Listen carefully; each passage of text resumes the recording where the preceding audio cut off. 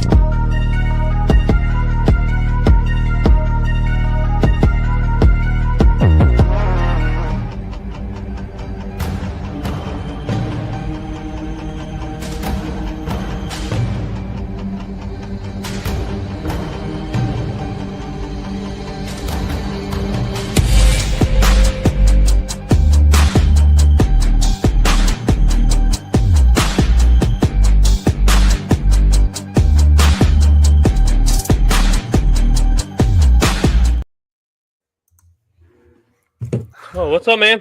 What's up, man? We're back, man. We're back. We're back. It's crazy that week's already been by. We had Super Bowl, and then I had my birthday Wednesday, and then Valentine's Day was all in 1 week. I was an interesting fact. How do you think this is going to go? It won't be a big deal, I think, for some people. What's up, Brandon? Hey, what's going on, Brandon? I heard in 2028 that Valentine's Day and the Super Bowl are going to be on the same day. The same day. Same day. Same day. So, some people are not going to be happy that day. That means February 13th, 2028 is going to be a massive day for restaurants because February the 14th is taken. Yeah, Valentine's Day is a great day. We actually did ours we gave gifts the day before because I don't even remember why. But anyways, yeah. So, well, man, I'm glad to be back. Yep, for sure. We have a good show tonight, of course, as always. But we have a special guest on. I'm excited because we get to learn a new sport. We're sports guys, but we get to learn a new sport and probably hound her with 1,000 questions on how the sport's played. And by the end of the night, she'll probably never come back on. But hey, we'll see. Yeah, we'll see. We'll see how it goes. But let's run our first sponsor for the evening, and then we'll bring her on in and get to talking with her. All right, let's do it.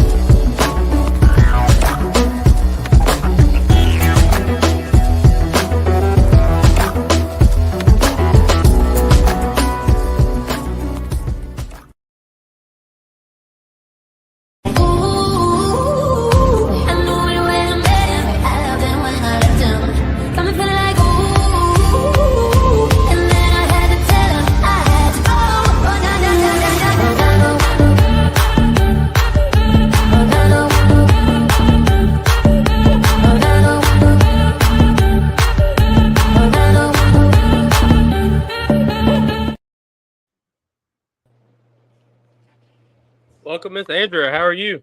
I'm good. How are you guys? Good. We're doing good. Thanks, We're doing good. Thanks for hopping in and hanging out with us for a little bit. Yeah, of course. I'm super excited. Well, So I just talk. I mean, like, yeah, because we want to Tell know. us about yourself. Tell us about yourself, and then we want to know the game of lacrosse and kind of how it works, because I have no idea. I'm gonna be This is bluntly kind honest. of lacrosse for dummies. That's what you're supposed to have to do. Well, I actually used to do gymnastics growing up, and I lived in Maryland. So once I quit gymnastics, Maryland's kind of like a hot spot for lacrosse. So that was like all my friends played lacrosse, and I was like, well, I guess I'll give it a try, be on the same team as all my friends. And then COVID hit. So I think we had like one single practice, and then they were like canceled for the next 2 weeks, and then it was like canceled for a month, and then the season was just canceled. And then when we moved out to California, I was like, well, I guess I'm going to continue it. Like, I don't have any other sport to do. So we found like the closest like rec team, and that was when I was in 8th grade, and it was like really fun. So then I stuck with it into high school, and that's kind of when I started realizing like, oh, I kind of want to do this in college. Like, this is really fun. Like, I think I could do this for another 4 years. So Right. That's a big move, Maryland to California. yeah, my parents they originally they're both from Maryland, and then they both moved to California together. And then they had to move back to Maryland for my grandma, and then during COVID they were like, well, we've always wanted to go back to California. Like, this is kind of a good opportunity. So then they just were like, did it. we're moving. So you're originally from Maryland, and Yeah. then when did you did you move to Cali? When did y'all move to Cali? In 2020. Okay, so right during COVID. around during Mhm. COVID. Yeah, Oh, like okay. And then right you in the middle. stayed and your parents went back? Is that right, or y'all all went back and then you're there now? No, so they lived in California before I was born, and then moved back to okay. Maryland. I was born in Maryland, and then during 2020 we all moved. Y'all moved back. Mhm. Has it always Sorry, been? I was just gonna say we're in Cali. Oh, it's like Southern California. It's called Murrieta, but it's a really small town. It's kind of like, I guess, an hour and a half south of LA, and then like maybe an hour north of San Diego. Okay. But it's pretty inland. Like, if you guys are familiar with like Coachella, Oh yeah. it's like more like inland, like that, like more desert, not so much like coastal beach. Yeah. Oh, okay. So it feels like you're in the desert, kind of like. Yeah, it's really hot and dry, and the beach is like only 45 minutes away, but it's where I live is like desert and like dust. It's that's the worst. Oh, That's like yeah. West Texas. Yeah, West Texas is like that. Not here, but West Texas is like that. Yeah, I so wish we were closer to the beach, but has it always been lacrosse for you, or did you play other sports? I know you said you did gymnastics, but I mean, was there anything else in high school that you played? Softball, track, volleyball, anything like that? I did do basketball my sophomore year. My high school particularly doesn't have the best basketball team, and I had never played basketball, but I managed to make varsity because I was tall. There you go.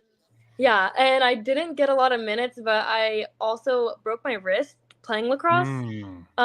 So I was out pretty much the whole season. I think I broke my wrist in like December maybe, and then that's like where the whole season was. So I didn't end up like being able to play again until like mid-February.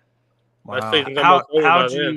How'd you break your wrist? Was it like a fall, land on the wrist type thing? I mean, no, the doctor said that that's actually like the most common way that people like break their wrist, but it was actually, you guys aren't familiar with lacrosse, but there's like such thing as like a crease roll, which is where basically like, so you have the goal or whatever, right? And then you'll have two defenders like kind of defending behind the goal, and a crease roll is when like an attacker will come all the way around the goal and try to like come up in front of the goal almost. So I was defending right there because I'm a defender, and I held my stick or whatever, like my ground, like I didn't move my feet, and she just ran right into me, and my my wrist went backward, like snapped backward. I just walked off the back of the field. I was like, I think I broke my wrist, and I just walked over to the med tent, and because I was like freaking out. I wasn't crying yet because it didn't hurt like immediately, but I was like, oh my gosh, I can't move it. Like I did something. I cannot play lacrosse right now. Like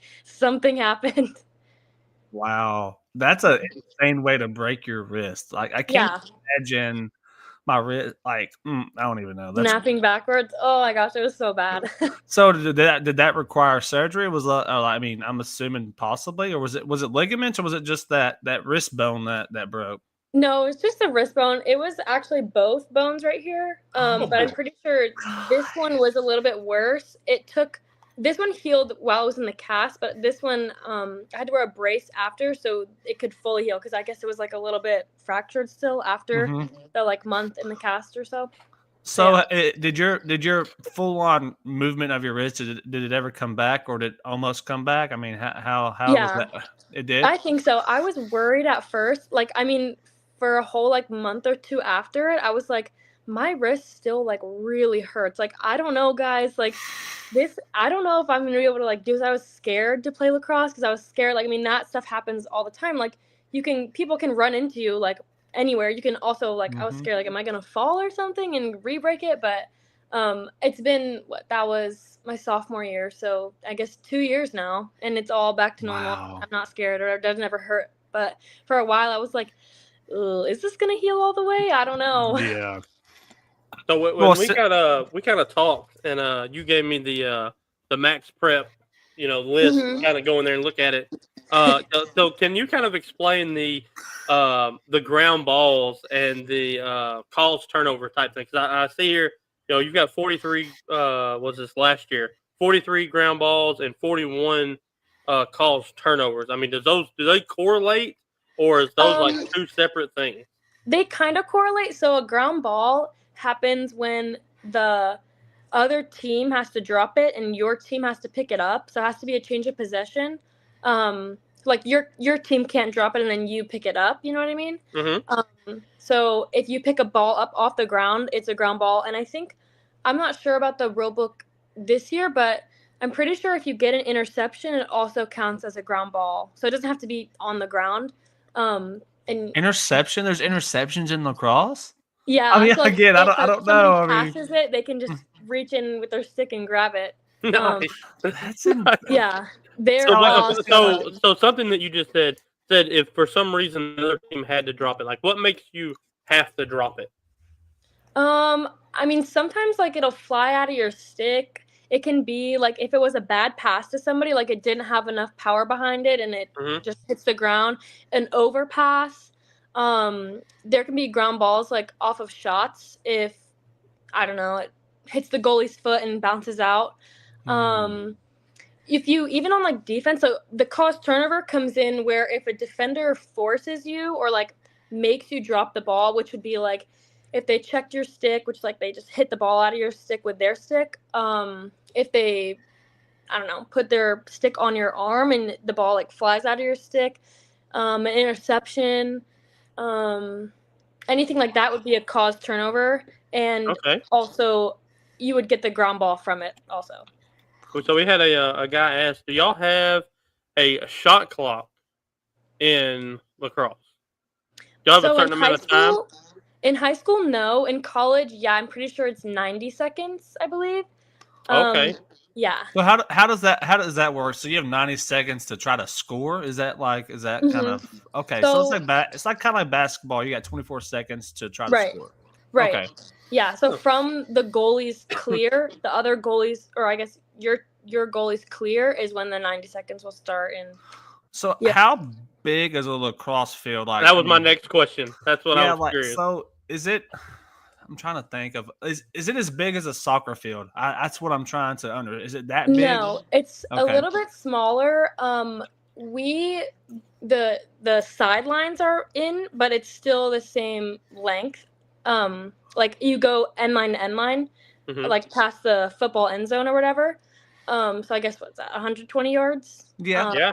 And then it's like maybe 4 yards in on the sides.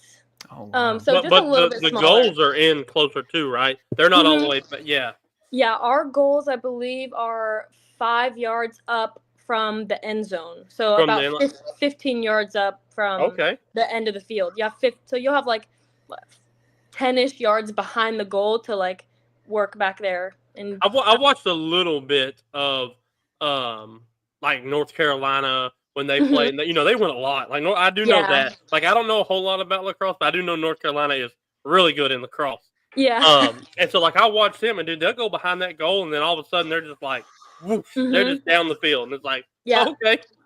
So is there like so you said you're a defender? Are you only a defender, or do you do offensive things as well? I guess I'm trying to like is it like soccer? There's like defenders, and then there's like people that run the field. Is it kind of compare? If you had to compare it to a sport, is it kind of like a soccer, hockey type thing? Like you have your certain positions you play, like defender or whatever it is.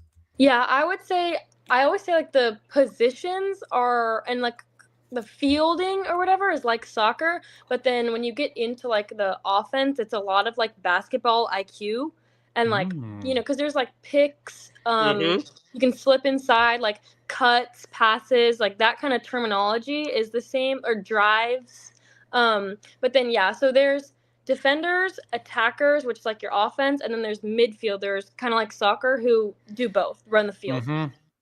Yeah. So is how many players are on the field for each team at one time? So there's 11 field players and then 1 goalie, so it's 12v12. 12 total? Okay. Yeah. That's where it's a little bit different from guys, because guys lacrosse is, I believe, a 10v10, and they have 9 field players. So theirs is set like 3-3-3, where girls is 4-3-4. So do y'all run like? No, I was going to ask: is there like? Do y'all have like plays you run? Is that make like do y'all like actual plays your coaches call out and you run a certain play? Is that a thing, or is it like free play, like you just do whatever to try to score? It kind of depends if our coach like can read their defense or whatever, or even like if the girls can, and we know like, oh, right now the girl with the ball and her defender, she could take that 1v1, then like we would call like. We have a play called get through, which literally means what it sounds like. Everybody get through, like get out of the way almost, so that they can take the isolation play. We have a few like they're called like low attackers, which are the girls that will attack from behind the goal. We'll have like a few like low attacker plays. We have some it's really like basketball. Like the same plays you'd run in basketball are the plays that you would run in lacrosse. Like you could have somebody cut and pass to them. Wow. You could do like a give and go, like kind of stuff like that. That's being in California. You're talking about basketball. Y'all don't flop like LeBron does, do you? No, we don't. And I was make just fun curious. of girls who flop, and I'm not afraid to yell on the field that you flopped. I don't care. It makes me so mad. I had to throw that in there. So what?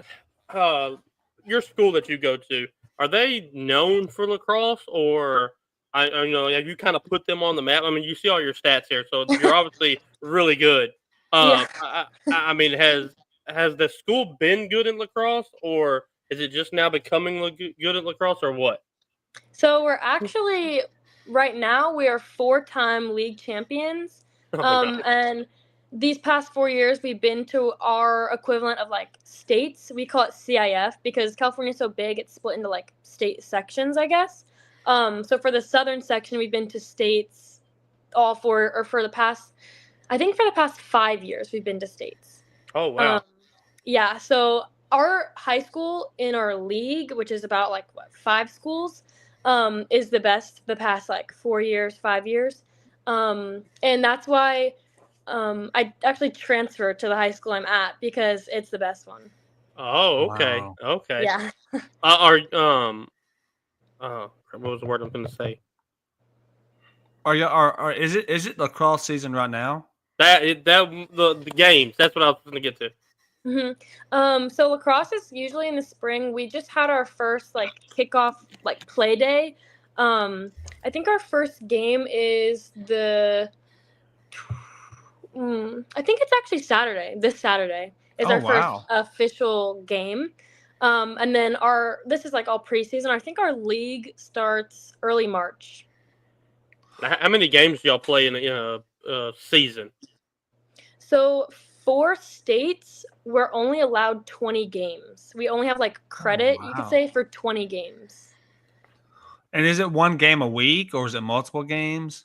We do 2 games a week. We usually play on like a Monday or a Wednesday. Sometimes like during preseason, we'll play usually on the weekends, just because it's easier to travel like on a Saturday. But I think we have like a few non-league games in the middle of like our league games, and I think for those like we'll play like a Monday, a Wednesday, and then a Saturday. Okay. How long is a game? Like, is it hours? Like is it like soccer? It's really long, or they're kind of on like. I mean, I guess I'm just going to ask how long are the games about? They actually just updated the rules. Ooh, I think was it last year? I can't even remember. I've been playing way too long, but it was. I'm pretty sure it was 25-minute halves. I'm pretty sure maybe it was 20-minute halves. Guys, I don't even know. But now it's 12-minute quarters. Oh, it's 4 12-minute quarters. Mm-hmm. It seems like that's what everything's going to now. Because like even like girls college basketball, it's quarters now. It's not halves anymore.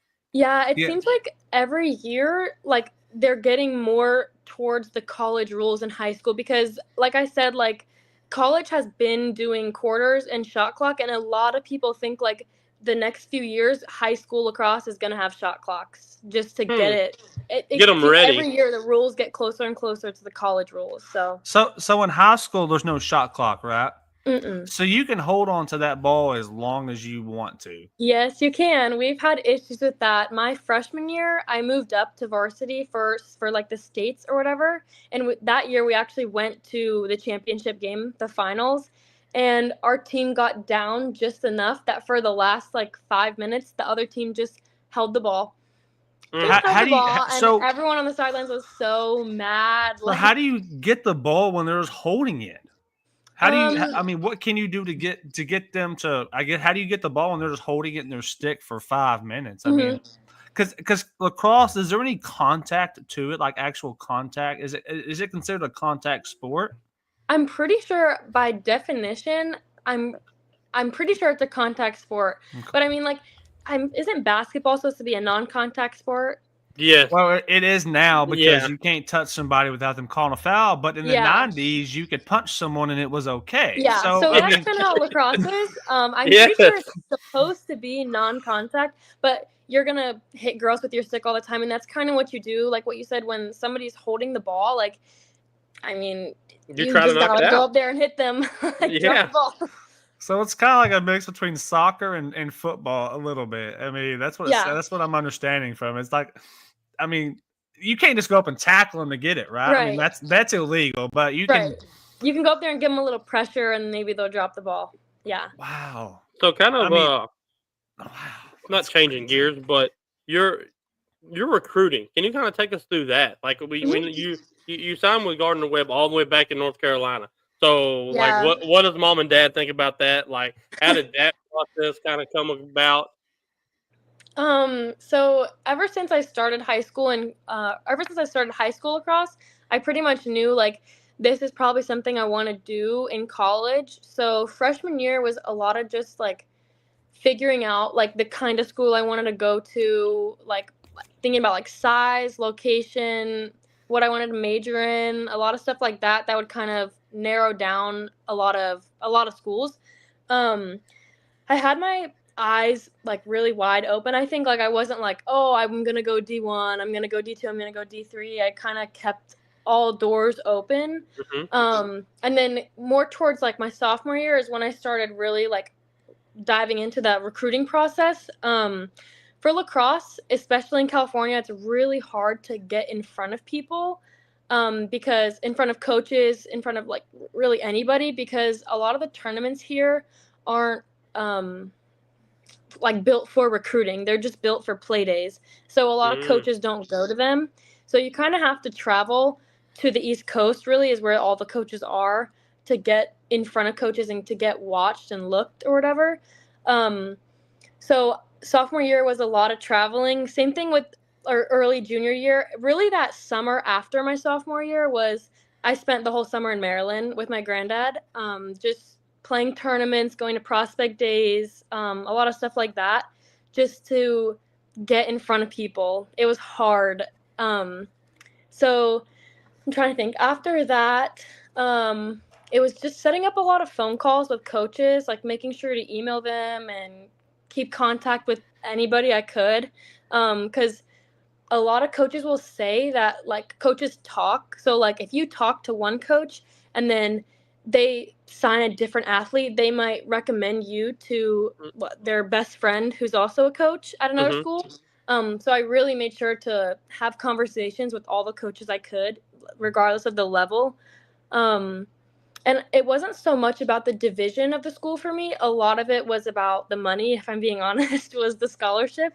And how much I was going to get was a big factor for me. I kind of, being from the East Coast, knew I wanted to play back on the East Coast. So that was also a big factor in narrowing down the schools. And then Gardner Webb actually reached out to me first and set up a phone call. It went great. I loved the coach. I set up just a meeting and flew there, met the coach, because they didn't have any prospect days coming up.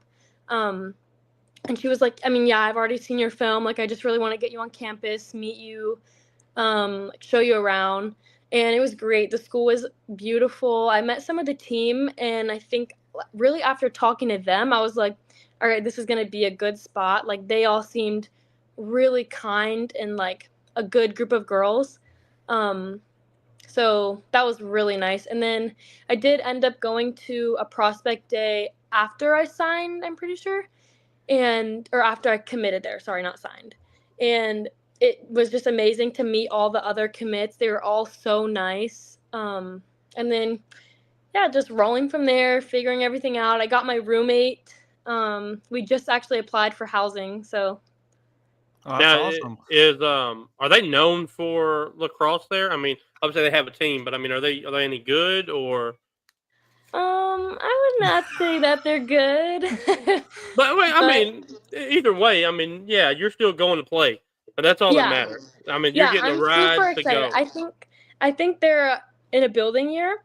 Last season I don't think they won a game. But so it is this year we're gonna win some games. There you go. Yeah. Is it D1? It's D1, right? Yeah, that's what I was thinking. Wow. So how many scholarships did you end up with? I got a lot of D3 schools actually for lacrosse can't offer you scholarships, as much as it's not a real scholarship. It's not like an athletic scholarship. They'll just offer you whatever academic aid and then maybe some comps of stuff. So I got a lot of D3. It's basically a roster spot, not so much like a scholarship. But a lot of D3 schools reached out from all over. I went to a school in Chicago. There were schools from Kentucky, Virginia, some New York, all over. Nothing on the West Coast? I didn't really look at the West Coast. After moving here, you could say I resented it because I was from the East Coast and my parents were just kind of oh, let's move. And I was like, I don't really want to move. And then so I kind of had to stick it to them and be like, well, I'm not going to school out here. So. So I'm assuming lacrosse is bigger in the East Coast based off of what you've told us. You had to travel there to play. So you said you did during the summers you would travel there. Is that because basically the West Coast isn't built for that? You weren't getting any recognition over there. Is that what I'm understanding? Yeah. So pretty much the West Coast has you have big schools like USC, SDSU, some big clubs like UCLA. And all the other schools are pretty much pretty low level D3s. So it's either you're a really amazing player or you go to those lower level D3 schools. And I didn't really want to go to a lower level D3 school here. I didn't love California. So I was like, well, why would I do that? You know what I mean? And it was easy for us to go back to the East Coast because my granddad does live in Maryland still. So it's really big in really like Maryland and like New England, like Northeast states are really big. Yeah. Where is Gardner Webb at? Gardner Webb's in North Carolina. Okay. It's like kind of an hour, I think, west of Charlotte. Oh, wow. Now, did your parents play any sports? I mean, lacrosse? My dad did wrestling all throughout high school, and then my mom did swimming all throughout high school. And I think she could have gone to college, but she didn't want to continue. So lacrosse is just kind of out of left field for your family. I mean, yeah, it was only because of Maryland. It was because all my friends played lacrosse, and I was like, well, I want to play what all my friends are doing. So there you go. Okay. So when you first started playing, how hard was it to learn the game? It had to have some challenges. Based off of what you told me, I still don't understand it. I'm not even gonna lie. I don't. Yeah, So I'll tell you, I can I've gotten hit imagine. in the face with so many balls because I couldn't even like use my stick. I didn't even know how to like catch or pass or anything. It's pretty hard to like pick up, but I think once you get it, like once you can understand like the concept of it, it's easy to roll with. Like you'll really like get better, like spike. I think a lot of girls on our team have previously played soccer, so they kind of get like the like movement and like speed of the game. So I think they do well. It's just learning like the stick skills and like how to use a stick, like that kind of like hand-eye coordination. But yeah, because them balls be moving. I've seen whip a ball at you. I remember last year, I watched a little bit of the boys championship game, and that ball is moving. I couldn't even keep up with the ball. Yeah. I mean, they were moving that ball around. And it's such a small ball too. Is it like the size of a baseball? Is it? Well, let me ask you: is the ball size different in college, high school, or boys and girls? Is it different, or is it all the same size? No, it's all the same. I'm pretty sure the only difference is that girls usually use a yellow ball, and boys, I'm pretty sure, usually use a white ball in games. But it's the same size for girls and guys. I think it might be a little smaller than a baseball, maybe the same size. I know it's smaller than a softball because I used a softball to break in my stick because your stick has like a pocket. Yeah, it has like a pocket that you have to like break in to get the like ball the netting in there. Yeah. So I use a softball to get like punched in. You know what I mean? That's yeah, and then the ball is just like solid rubber, so when that thing hits you, it leaves a bruise. It hurts so bad. You know what it makes me think of, and this is so weird, but like when I think of a lacrosse ball, it makes me think of those. I mean, again, I'm a little bit older, but I think of a wall ball. If you know what that is, like we throw against the ball, used to play. That's what I think of as a wall ball. Yeah, it's similar. A very hard rubber ball, and you're just whipping that thing around with the stick. I mean, that. Yeah. I don't know how you do it. You don't want to get hit with it. So something you said earlier, I wanted to ask. You said y'all's formation is 4-3-4? Yeah. So is that standard, or could you do 2-6-4? I mean, do you have to have?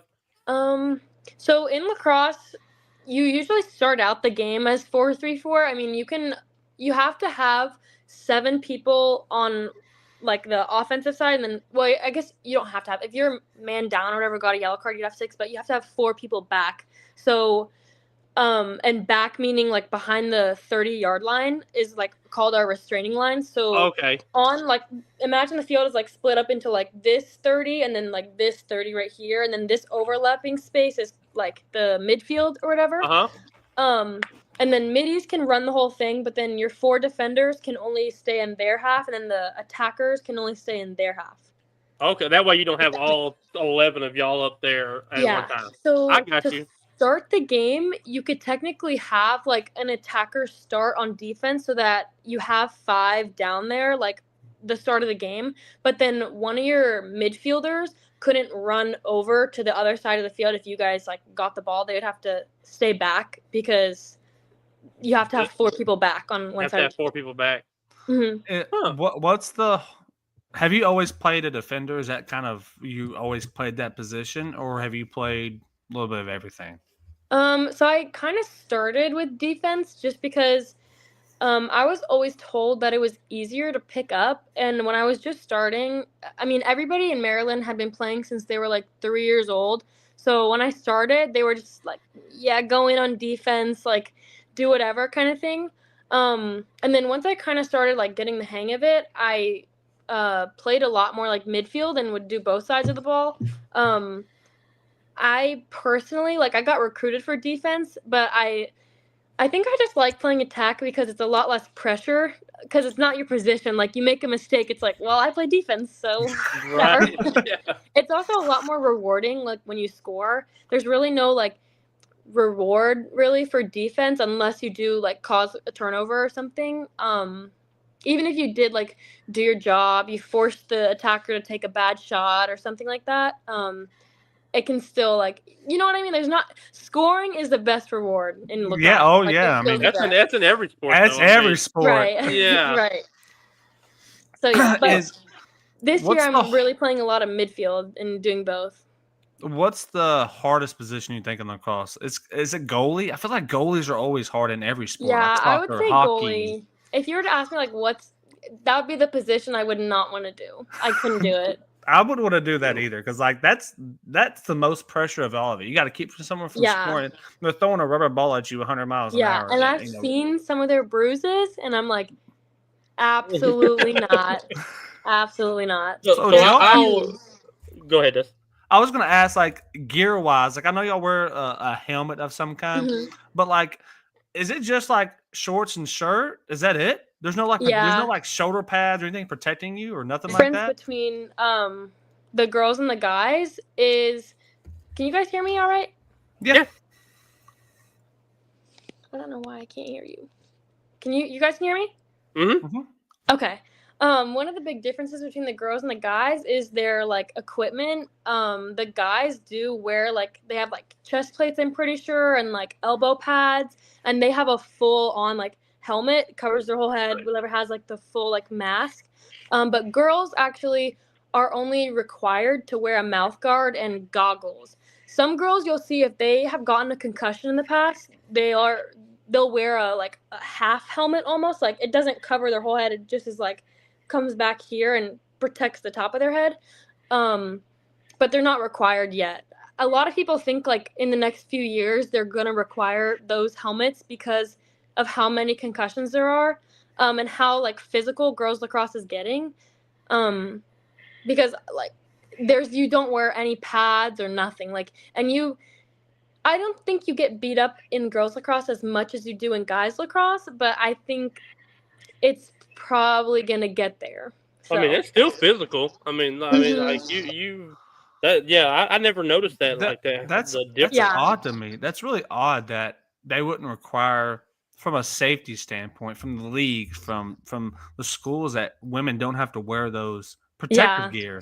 I mean, you can say all men's sports are more physical, but you would think that they would make y'all wear that to protect y'all. Because I mean, I wouldn't want to get hit with a ball with no protective gear. I mean, even though you can get hit anywhere, legs and whatever, but if you get smacked with that in the chest, that's going to hurt. Oh, it hurts. It does. Oh my god! I mean, that's crazy to me that there's no So I always ask when we have people on, is there any talk from the coaches about maybe seeing the field as a freshman, or do they do that?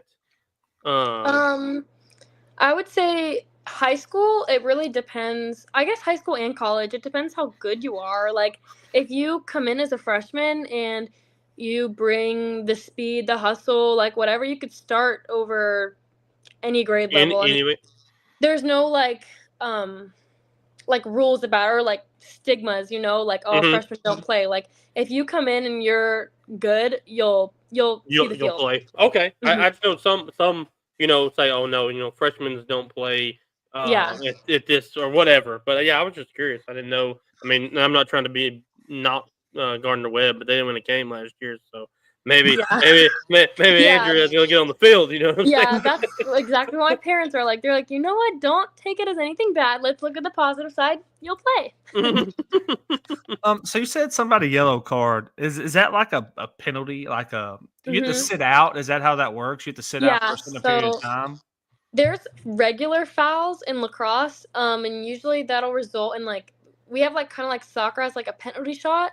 So you'll all like line up around an arc or whatever, and one girl will get to take basically a free shot, but she'll have two defenders like crashing in on the side of her, 4 meters away from her from either side. God, And then so that's like for a regular foul. That would be like inside of the what they call the critical scoring area.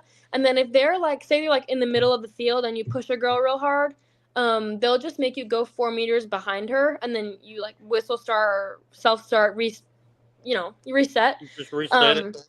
But then a yellow card would be if you hit a girl's like face or neck or like their head or whatever, or if you are like just being overly aggressive and dangerous, if you are like repeatedly doing the same foul. It's a foul or a yellow card if you'll take your stick all the way up and come all the way down. It's called a slash. And the yellow card's it's 2 minutes out. Like a penalty box. We don't have an actual box lacrosse, like the lacrosse you play in a hockey arena has an actual like penalty box, but we just like kneel on the sidelines or whatever. There's like indoor lacrosse as well. Yeah. Wow. Did you play that at all or no? I've been to like some practices in there, but I've not played like a game in there. That's usually where like, have you guys seen like the new women's league? The like professional, I think like WLL. It's a women's lacrosse league. They just started. It's women's sixes, which is a 66, and that's in the indoor like box. Okay. Wow. Arena. Yeah. I never. Wow, that's pretty cool. Where's it kind of based out of? Like all So over? I think they have 4 teams right now. It's the Palms, which is California. I think they have a team in New York, a team in Boston, and then a team in Maryland. And that's a professional league. Like that's after college. So, and again, since it's so and it's new, brand new. Wow, so that's pretty cool.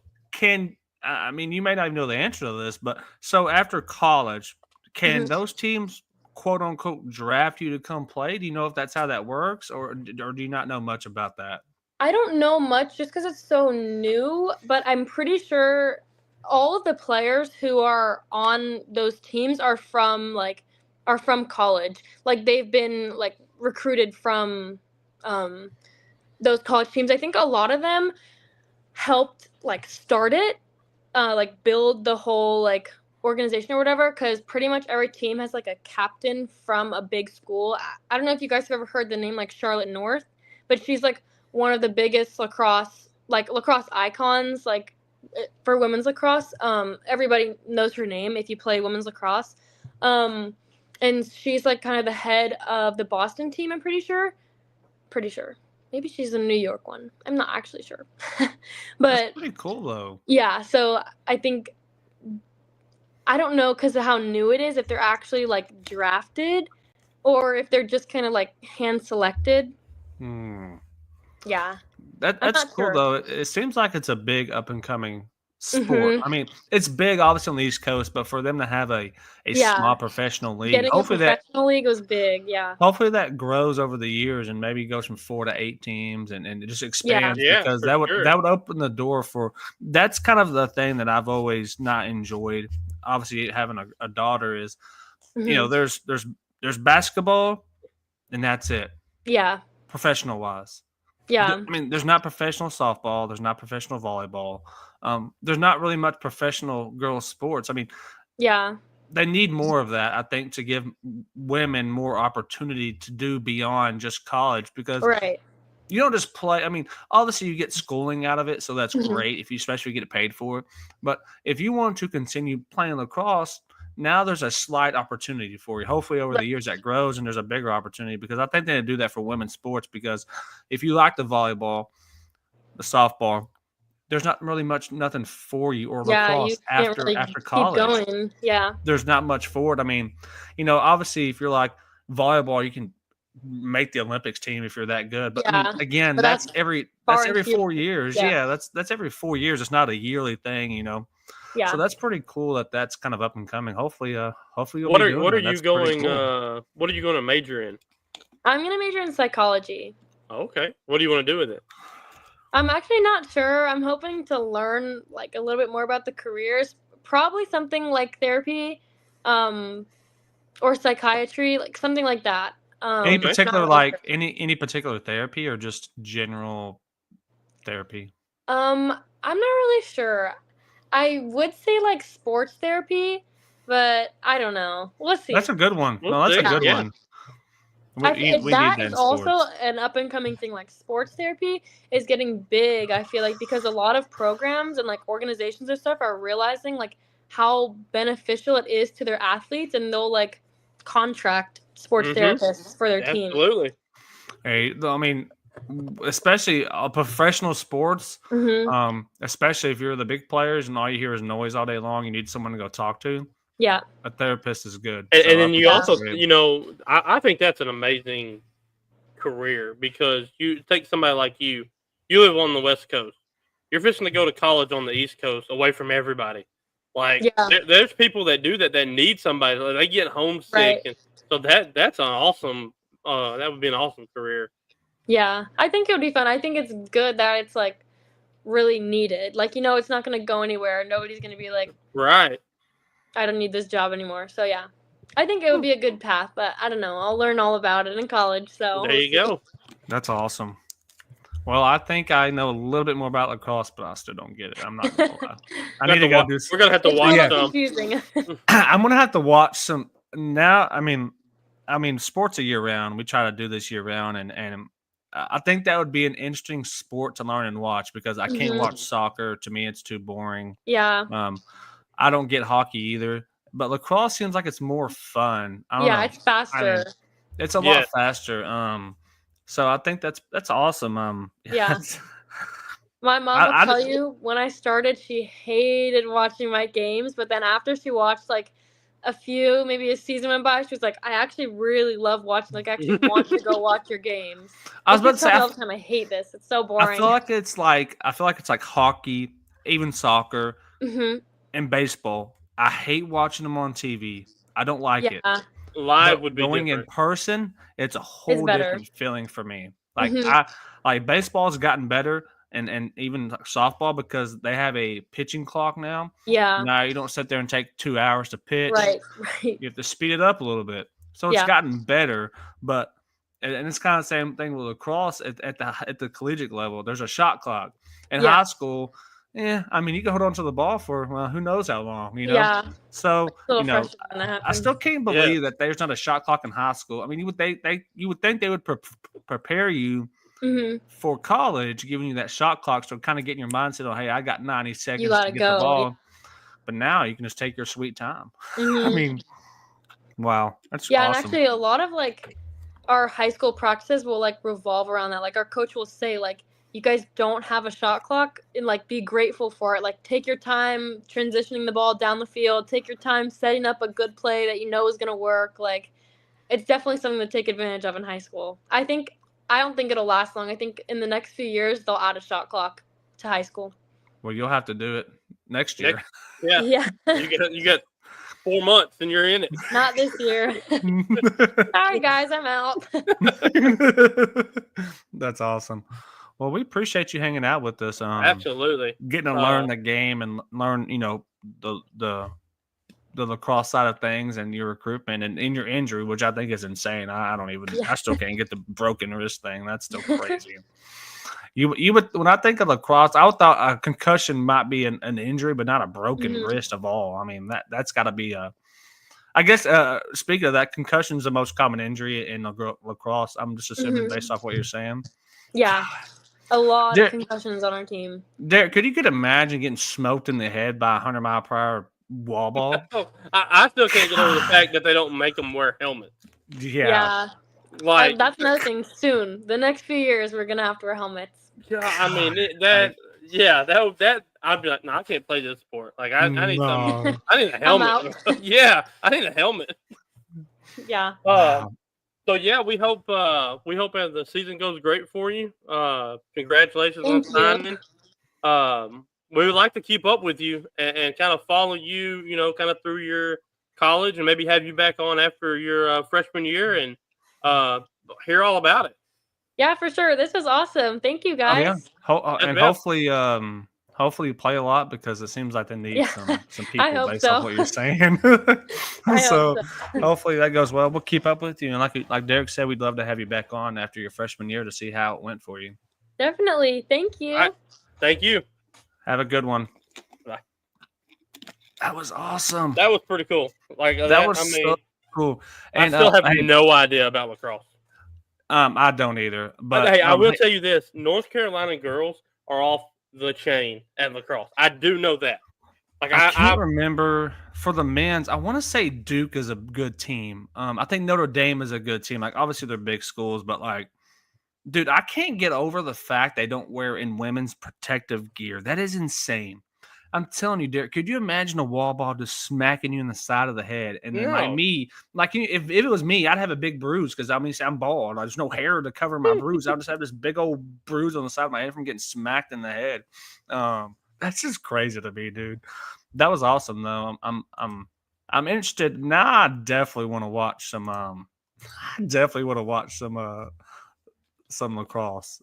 Just to kind of learn it. I mean, it seems like it's a mixture of hockey mixed in with soccer, mixed in with. I mean, she even said basketball, which was not a comparison I was thinking of, but yeah. I guess when you're just talking about the plays and whatnot. And by the way, Brandon, we were not ignoring you. Yeah, I mean, by the way, I'll ship you some barbecue, Brandon, if you're here. I got you. It may not be good by the time it gets there, but yeah, that's awesome, man. I think that's an avenue we have never explored, never thought we would explore, and it's going to kind of lead to someone we have coming on in the near future was the swimmer, kind of learning some. I mean, talking about swimming, we know we casually go swim, but learning the sports side of swimming is going to be cool too. Something new. But that was awesome, man. Thanks for getting that for us. That was really cool. Like I said, they reached out, and I was like, absolutely. Like, I mean, I don't know nothing about it, but I love to learn. Yeah, and that's the thing is, I mean, I definitely took some stuff away from it learning wise, like how there's defenders and there's attackers, and then actual plays and everything. There's plays. I thought it was like free balling. I mean, when you watch it on TV, it looks like there's just free ball, and you catch the ball and you run, and you just a little backyard type stuff. Backyard lacrosse is what it's from a outside looking at backyard lacrosse, but it's not just backyard lacrosse. So that was awesome. Well, man, I know we're a week late, but let's talk about the Super Bowl just a hair. Obviously we didn't have a show afterwards. I mean, it went how it went. Well, I would like to say it went how I said it was going to go. I said 34-20. I got crucified for it. 40-22. You did get crucified for it, but from everyone except from the Philly kids. They didn't crucify you because they loved it. Yes, they believed. I could have said 4,000 to nothing. Oh yeah, Hurts can get it, son. Hurts can get it. Yeah, I mean, I'm not going to take away from what anyone did on the Philly side, but that defense, the defensive line was the difference in the game. That was something. When was the last, like even going back to this past year, just this past season, we didn't see a defense play as good as that team did on the highest stage possible. No. Against the two-time defending champion. Yeah, they played lights out. Like, it's almost like Jalen Hurts, he threw a pick. We thought, oh, man, like what's going to happen? He came back. Now, I'm sticking to my guns, and y'all are going to – I mean, I'm surprisingly, I agree with this. In my opinion, we're about to have a conversation. You know where I'm about to go with this. Jalen Hurts is best second quarterback in the league. There's no doubt about it. Based off of what he just did, he took now. I'm not saying talent. Who's the first? Who's the first? It's Patrick Mahomes. He's still the number one. But Hurts just beat Mahomes, so why wouldn't he be one? That's the whole discussion in the group is Hurts he beat Mahomes when Allen couldn't and Jackson couldn't and this and this and this. Well, if that's the case, then he beat Mahomes. He should be number one. I mean, okay, But he's not the number one quarterback in the league. No, he's not. I'm saying since Patrick Mahomes has been since he started, I can't say since he's been in the league because year one he didn't play. When he took over the reins, I mean, I get he lost to Brady twice, and rightfully so. I mean, Brady was still dominant at that age because he's been playing the game for so long. He had the right team around him, even in Tampa Bay, in Tampa Bay and in New England. But it was the fact that, to me, that Mahomes over the last 7 to 8 years, outside of Brady beating him, Jalen Hurts has done something at the highest stage that nobody else has done yet. That's why I say Patrick Mahomes is still number one, because he was the one to beat. Like when Eli beat Brady, I didn't say, well, Eli's number one, but at that time, in that moment, Eli was the best quarterback because he beat him in that moment. In this moment, Jalen Hurts is the best quarterback. He was the best quarterback. Patrick Mahomes' numbers look better. In the first half, they were terrible. They were terrible. Yeah, but they had no choice but to throw. They had to. It was 34-0 before they scored their first. It was 40-6 when they scored their next two. I mean, I think the Philly defense let up a little bit. I think they started rotating guys. I mean, you look right here, Kenny Pickett got in the game. So let's be real. This wasn't but I will tell you this. I'm going to tell you who was sneaky the best player outside of Philly's defensive line on the field for the Super Bowl. And that was your boy Xavier Worthy. He had a quiet 8 for 160 and 2 touchdowns. Yeah. Quiet. Travis Kelce was a no-show. DeAndre Hopkins was a no-show. I told y'all he would be a no-show. I told y'all. I mean, Patrick Mahomes, this was not a Patrick Mahomes' fault. It was the defense was making him have problems. It was all Philly's defense this game. And then the offense, just every opportunity they had, they took advantage of it. Mm-hmm. Jalen Hurts played great. They couldn't run the ball for nothing. Saquon Barkley got stopped this game. Saquon looked horrible. I don't know. I don't know what the problem was. I don't know if it was just the scheme. I don't know if it was if that's what Kansas City was so focused on, is if we stop him. That's what I was just going to say. I think they came into the game. If we stop Barkley, we're going to win. Make Jalen beat us. And he did. Jalen beat you. Not only with his arms, but with his legs. He was their top leading rusher as well. And that was probably more surprising than because I mean, Jalen Hurts is not a bad quarterback. He's a good quarterback. I'm telling you, again, I'm going to say this based off of what's happened so far. He's the second best quarterback due to, and I'm not going to say talent, because he's not better than Joe Burrow talent-wise. He's not better than Lamar Jackson talent-wise. He's not better than Josh Allen talent-wise. But what he can do in the most crucial moment of his young career so far, he beat Patrick Mahomes and that team. And not only that, he's been to two Super Bowls already and lost, and should have beat him then. If you go back to that game, they should have beat him then. Yeah, that's why I put him at number 2. I'm not solely basing it off of talent. Because if we say talent, you could have said Josh Allen was number 1 in this league. I mean, MVP for a reason because of what he did on the field. I'm just basing it off of what's happened in the past and what the future was to come. Mahomes was the one to beat. Jalen Hurts beat him. Again, should have beat him 2 years ago. That's why I put him at number 2. The Philly guys aren't going to like this.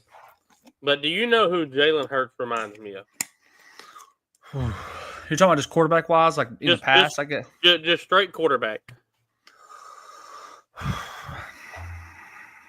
And I'll explain why I think this when you give me. I'm trying to give you a quarterback that reminds me of him. You know what? In a way, he kind of in a way reminds me of Donovan McNabb a little bit in some sense. He really does. That's a good comparison. That was what I was thinking, but that's very good. And I'm not sticking with just to the Philly part of it, but like he reminds maybe that's why he's such a good fit. He's a Philly guy. Yeah. Kind of like how Josh Brock Purdy is a San Francisco guy. Patrick Mahomes is a Kansas City guy. He's in the right system. Now that's going to change because they're going to have a new offensive coordinator. So we'll see how next year goes for Philly. If they have they hired an offensive coordinator? No, yet? not yet. Okay, so they haven't even hired an offensive coordinator yet. Who Jalen knows? Hurts reminds me of rookie Dak Prescott. Because what did Dallas have? I say this all the time. They had a running game. They had a running game. And what did that do? That opened up everything. Because they ran the ball so well, it opened up everything. So here, I agree with Philly ran the ball so well all year long that Hurts benefited from it. And then you get to the Super Bowl, and what happens? You have an amazing defensive game plan. They say, we're going to stop your running back. We're not worried about the quarterback. We're going to stop the running back because that's who's been y'all's guy all year. Mm-hmm. And then all Hurts has to do is manage the game. Now, if the defense played bad and it goes to halftime 21-17 or something like that, now it's a whole different ballgame second half. But you know something you said outside of the score? Actually, everybody, all the Philly guys said this, and you. Kansas City can't score 30. And y'all are right. Yeah, they only did it 3 times 30. All year. Yeah. All Philly had to do was at least get 30 on the board. Even if they just got 30 in this game, they win the game. Yeah. Kansas City. Man, I don't know where Kansas City goes from here. I really don't know because, Patrick Mahomes had a bad year. In my opinion, this was his worst year as a starting quarterback in the National Football League. And he still found a way to make it to Super Bowl. So I give him that. Well, we know how, but go ahead. Granted, the refs, he had some help. I told y'all. I said the refs are not going to cater to them. And they shouldn't have. Everybody is aware of it at this point. And that's what happened. They had that one right off the bat, that 4th down call when Brown caught it and they threw the pass interference. Philly had it. And I was like, oh, crap. Like, we put it in the chat. We were like, oh, crap, here we go. And after that, they were almost like no-shows. I think Patrick Mahomes will have a better year next year. I'm curious to see if Kareem Hunt stays. I don't know if that was like a 1-year, half-year rental type thing, but I think he played so well, I would expect them to keep him. But, I mean, he only had 3 carries. But that's because they had to because they were down 50-0 when it mattered. I mean, Pacheco, 3 carries. I mean, Amaji, 1 carry. Pacheco was like you said, they had to throw the ball. Like, they had absolutely no choice. And they still only threw it 32 times because they were sacked 6 times. Like, again, I mean, yes, I put the blame on some of the bad plays by Patrick Mahomes, but all that had to do with the offensive line for Kansas City was atrocious. This looked like the Dallas Cowboys offensive line to me. This looked like Seattle offensive line. Patrick Mahomes couldn't do – when that ball was snapped, a Philly guy was in his face. Did you know that there were 0 blitzes called? Did you see that stat? No. 0. It was straight 4-man rush. The only time somebody else came is when he moved out of the pocket. Then that's not considered a blitz at that point. But there is absolutely – if I was Philly, they didn't lose the defensive coordinator, did they? Or did they? No. Okay, not that I'm aware of. I would pay him as whatever – if he was going to go to Dallas for $6 million a year to be the head coach, I'm giving him 12. I'm giving him 6.5 just to stay. I'm giving him whatever. That was – yo, what's up, Keelan? What's up, man? How you doing? Hey, man, how are you? I'm giving that dude money. It was so good. It was a master. It was a masterpiece. I mean, But I will tell you this: best game. Does that? So I think there's 5 Georgia Bulldogs on that defense. 5 or 6. Insane. Does that make Georgia's defense the year they won the Natty the best defense ever? If 5 of them are on the same defense, it's up there. I mean, that's wild. Like that. Yeah, it was a wild game, man. Kudos to Philly. I did not expect this score. I did not expect the game to even go like this at all. But here we are. You know, Philly won. kudos to them. I mean, great game by them. Cowboys 2027 though, baby. Not next year. But before we go any further, I've got to make this plug, and I am so happy about what I'm fixing to tell you. I got something I need to tell you too about Dallas that I found out today from a source that is true. Did you see the USA Canada hockey game? I actually watched some highlights last night from it on ESPN. I guess it was ESPN. Canada booed the national anthem. Mm-hmm. USA Hockey did not take kindly to that. As soon as the puck dropped, everybody fought. I saw there was some fighting. Yep. So I seen the video on Facebook today.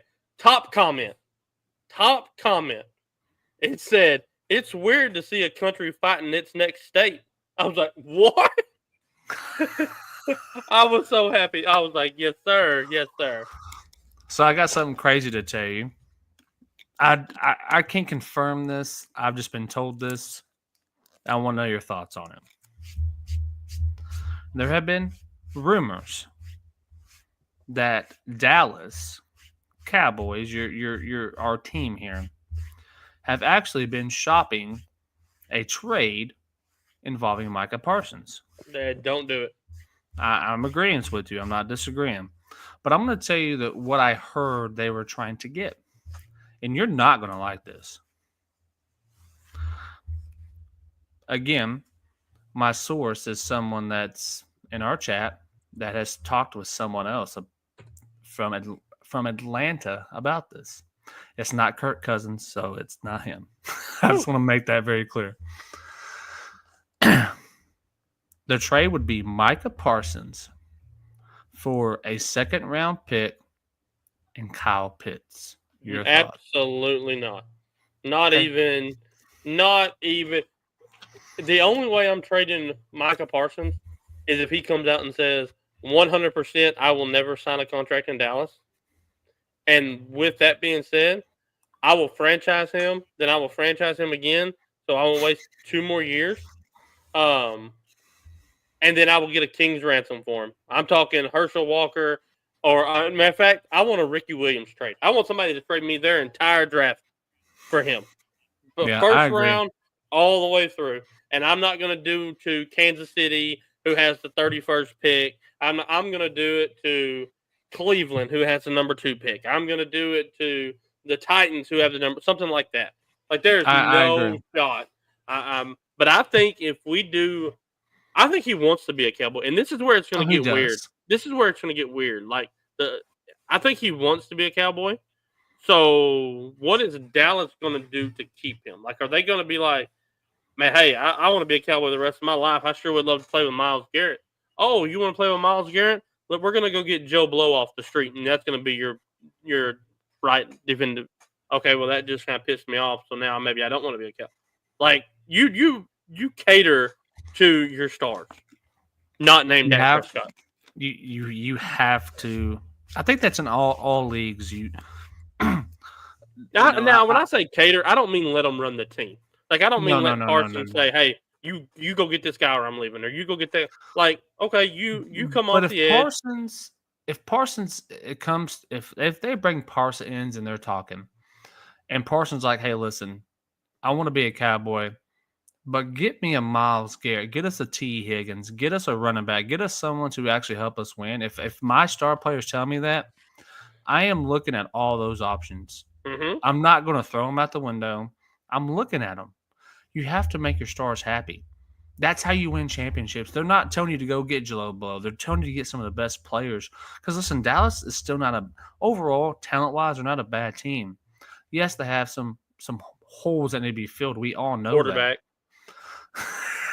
That. Good luck. Good luck replacing what we have. Hey, I'm going to tell you a sneaky pick that I think would make Parsons happy. And one, we could get him probably cheap. 2, he's got monumental upside, I think. I think something happened to him, and he's kind of, I don't know if he's in a slump or what. I would love to give Chase Young a 1-year deal.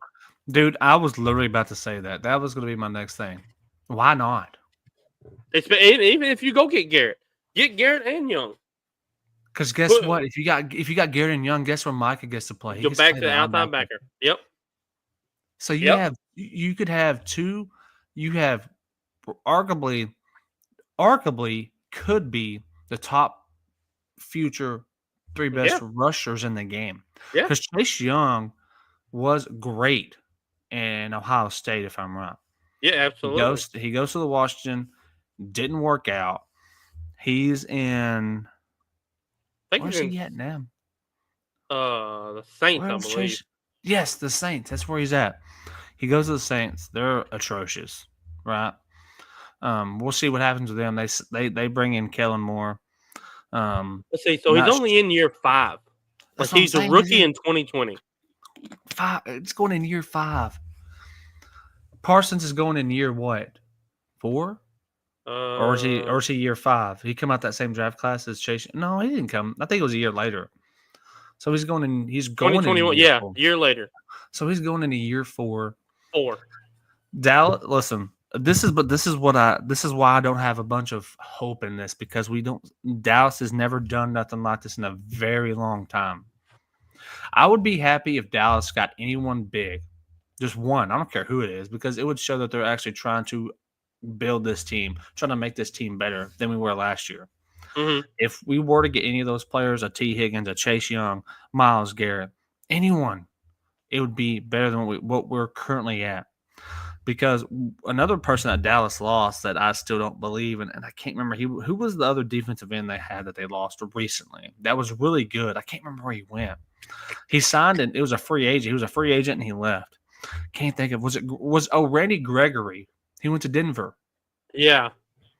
He was supposed to be on the other side. He was supposed to be the next.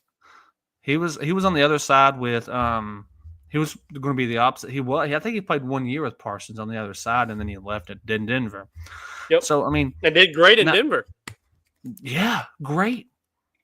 So they got to figure that out, man. By the way, I saw something else, and this is kind of collegiate, and I want to hear your thoughts about this, and I'm sure you've seen it. What is your thoughts on Matt Patricia being the defense coordinator for Ohio State? I think it's great. Matt Patricia is a great defensive coordinator. Look at what he did in New England. Yeah, he wasn't built to be an NFL head coach, as it's been shown. Yeah, Yeah, so I mean, I think that's great for Ohio State since they lost their defense coordinator to Penn State. That to me was insane. I think we're going to see how much it was Matt Patricia as the defensive coordinator, or was it Bill Belichick as that defensive coordinator? Because you know what I mean. Yeah. But what I did like, and this was the same. I feel like the entire Patriots dynasty was built on this. This is just my opinion. Between the 20s, you do whatever you want to do. You want to get 9,000 yards a game, that's okay. You're going to get it between the 20s. Because once you get to the 20, this is where we're locking you down. You're going to end up with a field goal. Yeah, every now and then we'll give up a touchdown, but you're coming away with field goal. Now, you might score from the 40. You might get a long pass or something like that. But in between the 20s, that's where we're going to step up and stop you. And I think that's what he's going to bring to Ohio State. I think they're going to give up a bunch of yards this year. But I think inside the red zone, I think they're going to be lights out. Good luck scoring on them. Yeah, that's what I think. Yeah, I mean that's I think that's a great hire. You can kind of say you may not miss a beat because you have a great defensive coordinator coming in. Obviously, I'm curious to see what scheme he runs. Is he going to go back to his New England type scheme, or is he going to? I mean, because I'm not going to say nowadays the defenses are faster in college, but I feel like you have a little bit more. What's the word I'm trying to use here? You have a little bit more like. It seems like in college, your first few games are against a bunch of nobodies. Yeah, they can kind of get their footing a little bit. So kind of get the footing. In NFL, you have to come out from the very jump, like game one. So you kind of have a little bit of a mess around type moment. But their first game is going to be huge. It's a rematch. Against? Texas. First Ohio game. State? August 20th. First game is against Texas. Ooh. See what Arch does. Somebody could be out of the running quick, huh? We'll see. It's going to be. Hey. Where's that? Ohio State? You better hope not, because Ohio State by 30. I want to say it's in Austin. I could be wrong. I don't know. I just know that's the first game. I do know that. Because when that, I was like, all right, we're kicking the year off for a rematch. We'll go ahead and pencil that in for the first show. That's we'll be talking about that one for sure. Yeah, first game, August 20th, is Texas and Ohio State. It's going to be a fun first game. Arch Manning's first year against the defending national champions. It's going to be fun. I'm ready for it. Can August please hurry up and get here? I'm ready for that already. Because Texas has defense is just going to get better with the recruits they have coming in. And I'm just excited to see Arch Manning under the realm now. That's going to be insane. I'm excited to see your team with Reed taking over from the jump. What does that team do? Having the running backs back. You're going to have freaking every best running back in the nation is an A&M, which I freaking hate. I hope they're all hurt by the time we play them because I can't stand it. They're probably freaking will be. They're like a Maverick. They probably will be hurt. God. Dude, speaking of the Mavericks. We're 4-1 since the trade. I am going back on everything I said. Derek, I'm not biased. We are not biased. We say that, right? Mm-hmm. How the hell, sorry for my language, are they winning games? They have nobody playing except Max Christie. Max Christie's the GOAT, man. That's really – see, we set it up. We thought they were like, oh, we're getting them AD. No, we wanted Christie. That's the whole ploy. We knew AD was going to get hurt. I mean, I'm telling you, the defensively, mind, like we don't have a big right now, so we're literally like small balling it more or less. You're the Warriors of those years, like Draymond Green being the center. That's what you are right now.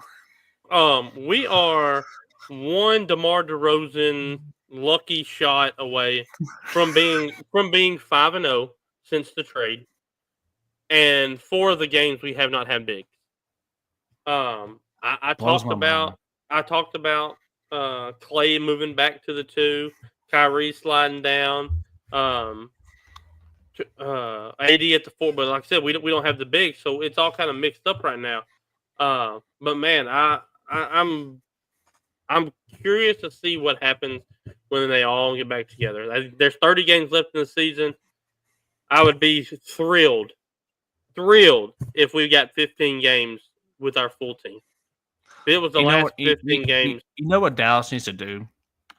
They just need to – I would make sure to make this run to the finals because that's what I'm assuming they that's what they did this for. It's for this – not next year. I think it's for this year. It's for this year. Like right now, they need to at least – they just got to make sure they make the playoffs. I'm not talking about a play-in because it's a one game. And if you have one bad game, you're not in the playoffs. They need to stay in that top 6. Don't rush people back just to make sure you make the playoffs. Unless it comes down to a few games you need to win them to get that. You have to win them, yes.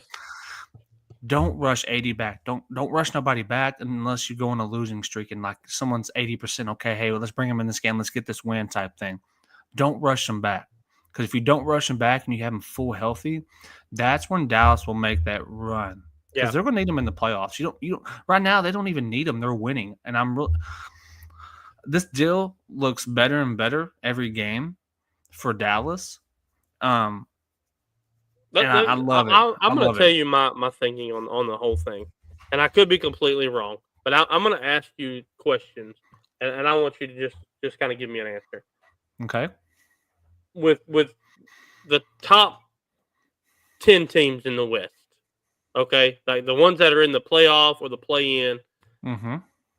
Who can guard Kyrie one-on-one?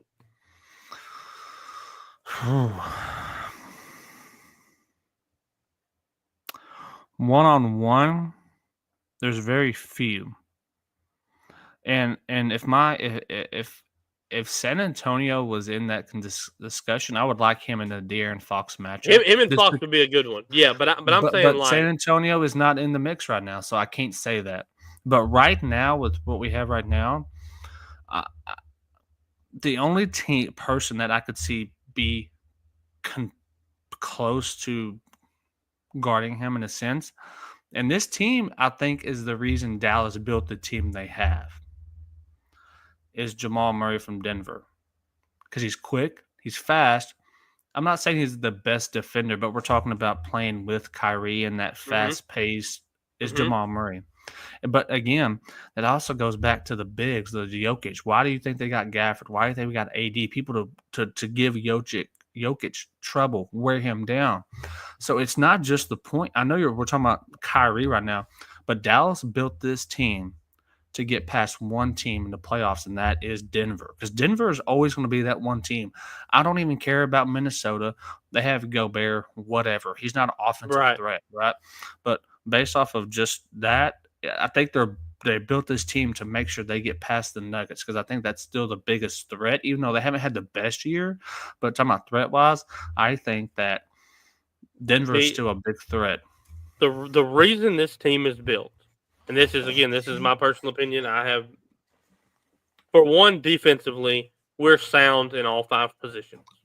I think we're 7 to 8 deep. And can rotate them in. We can go small ball. We can go big ball if we want to play, PJ at the 3 we can do a whole lot. But offensively, we're going to spread the floor. We're going to let Kyrie do his thing at the top. Kyrie's going to get to the bucket. Somebody's going to come down. Okay, whether Jokic drops off, whether Chet drops off, whoever. And we're going to kick it out to AD. What does AD do? AD can shoot the 3. Okay? AD can shoot the 3. Who else can shoot the 3? Clay can shoot the 3 on the other side. Who else can shoot the 3? PJ Washington can shoot the 3. Offensively, Max Christie. The only offensive, hole we would have would be either Lively or Gafford. They're not 3-point shooters. Okay? Yeah, but also Kyrie's also a great, I think he has good IQ. And he's a great finisher. The lobs will be there all day long. The lobs will be there all day. So I think offensively, it sounds bad because Luka's 29 points a game. But, I think you get better because you don't have 2 ball-dominant point guards on the floor together. Luka was ball-dominant. Yeah, he averaged a triple-double and could pass the ball. It's all great and this and that. But you get Clay just standing in the corner because Luka's going to do his thing. Or you get Kyrie standing over there because Luka's going to do his thing or whatever. Now everybody gets involved. And like I said, if they can get healthy, they're going to be scary in the playoffs. I really believe that. I agree. I agree 100% with what you're saying, because they remind me a little bit of just a hair. And I think I sent y'all a video recently that all the San Antonio passed the ball like 10 times before they scored, and it was a wide open score. Yeah, they're kind of reminding me a little bit of that. Just a little bit, because that game is not played like that anymore. No, it was San Antonio did that. I don't know if I've ever seen a better passing team in those years than San Antonio. I don't know. There was a couple times in that video where it's like they were wide open shots, but they were like, nope, one more pass. They found the better pass, like the give and go with David West right there on the block where he passed. Yep. He passed to someone that was closer than he was. They passed it back to the middle. He just tear drops it up. That's when I played. I remember when I coached an AAU team, my niece's team. That's the type of ball that I love. That ball. I love the game is so 3 oriented now. That's what it revolves around. Yeah, and I hate it. I hate it because yes, you could put up a lot of points. But yes, a wide open 3 is great. But if you can get a bucket with how big these athletes are, like a Victor that just stands there and he literally just throws it up. He doesn't even have to. He just stands there. They remind me a little bit of that. I've seen them moving the ball. I see them. Yes, they're shooting a 3, but they're also making the 3 because they have shooters. Then they have the Gaffords with the lobs, the AD that can literally score anywhere on the court he wants to. In the beginning of this deal, I thought it was like, I don't know. Luka triple-double. And I always thought Dallas this year was playing better without Luka. Mm-hmm. Because, again, you have two ball-dominant people on the ball or wanting the ball. And I didn't think that they didn't work together great. They just both like to run the offense. And they both did, but it was isolation. And Kyrie is, my opinion, one of the best isolation players that's ever been in this league, if not the best, because of his – I mean, yes, he's not as good as he was, but he's still a phenomenal basketball player. He's still in his prime still. People knock AD for being hurt all the time. In the past 2 years, Luka has missed more games being hurt than AD had. AD's only missed 19 games, minus what he's missed for Dallas right now, but 19 games in 2 years. Yeah, Luka was like 30-something, I think, or I would have to go back and look at it. But, I mean, he's almost double what AD was. He has. I was watching some videos of something of Luka. It was like a highlight from like when he got into the league into now. I do agree with something about Luka that I didn't realize he has, man. Yeah. I didn't realize like how he used to be putting dunks back in his younger NBA years. Like if we get that Luka back if that staff gets him back, if they can get him to lose about 15 pounds, Luka will be scared. I mean, he's still scary. Don't get me wrong. It will make that trade for them a little bit better because he is a little bit bigger. I'm going to admit. He ain't no 270 big. Luka's rookie big. weight was 220. I wonder what he's at now. He is listed at 241. God, and that's not a healthy 241. Did you? I'm a no. I know you've seen this, but did you see the video? I guess it was last year where he was drinking a beer and Michael Finley took it away from him. Michael Finley. So apparently, I've seen this morning. Matter of fact, Luka has a beer before and after every single game. Oh, that's one problem. That's one problem. Yes. And he ain't eating the healthiest either. No. I'm gonna be a hot taker here. He's not Zion Williamson, but I don't think Luka stays in LA. Is it would just be for this? This would be his only year there, right? I believe this year and next year. But I don't know. I don't think people saying he would go back to Dallas. He's not going back to Dallas. He's not going back to Dallas. No. He's going to Miami. I hear he loves Miami. Yeah, he loves Pat Riley. He loves Pat Riley. Loves Pat Riley. That would, and I believe they have a crap ton of everything. They have cap space and picks.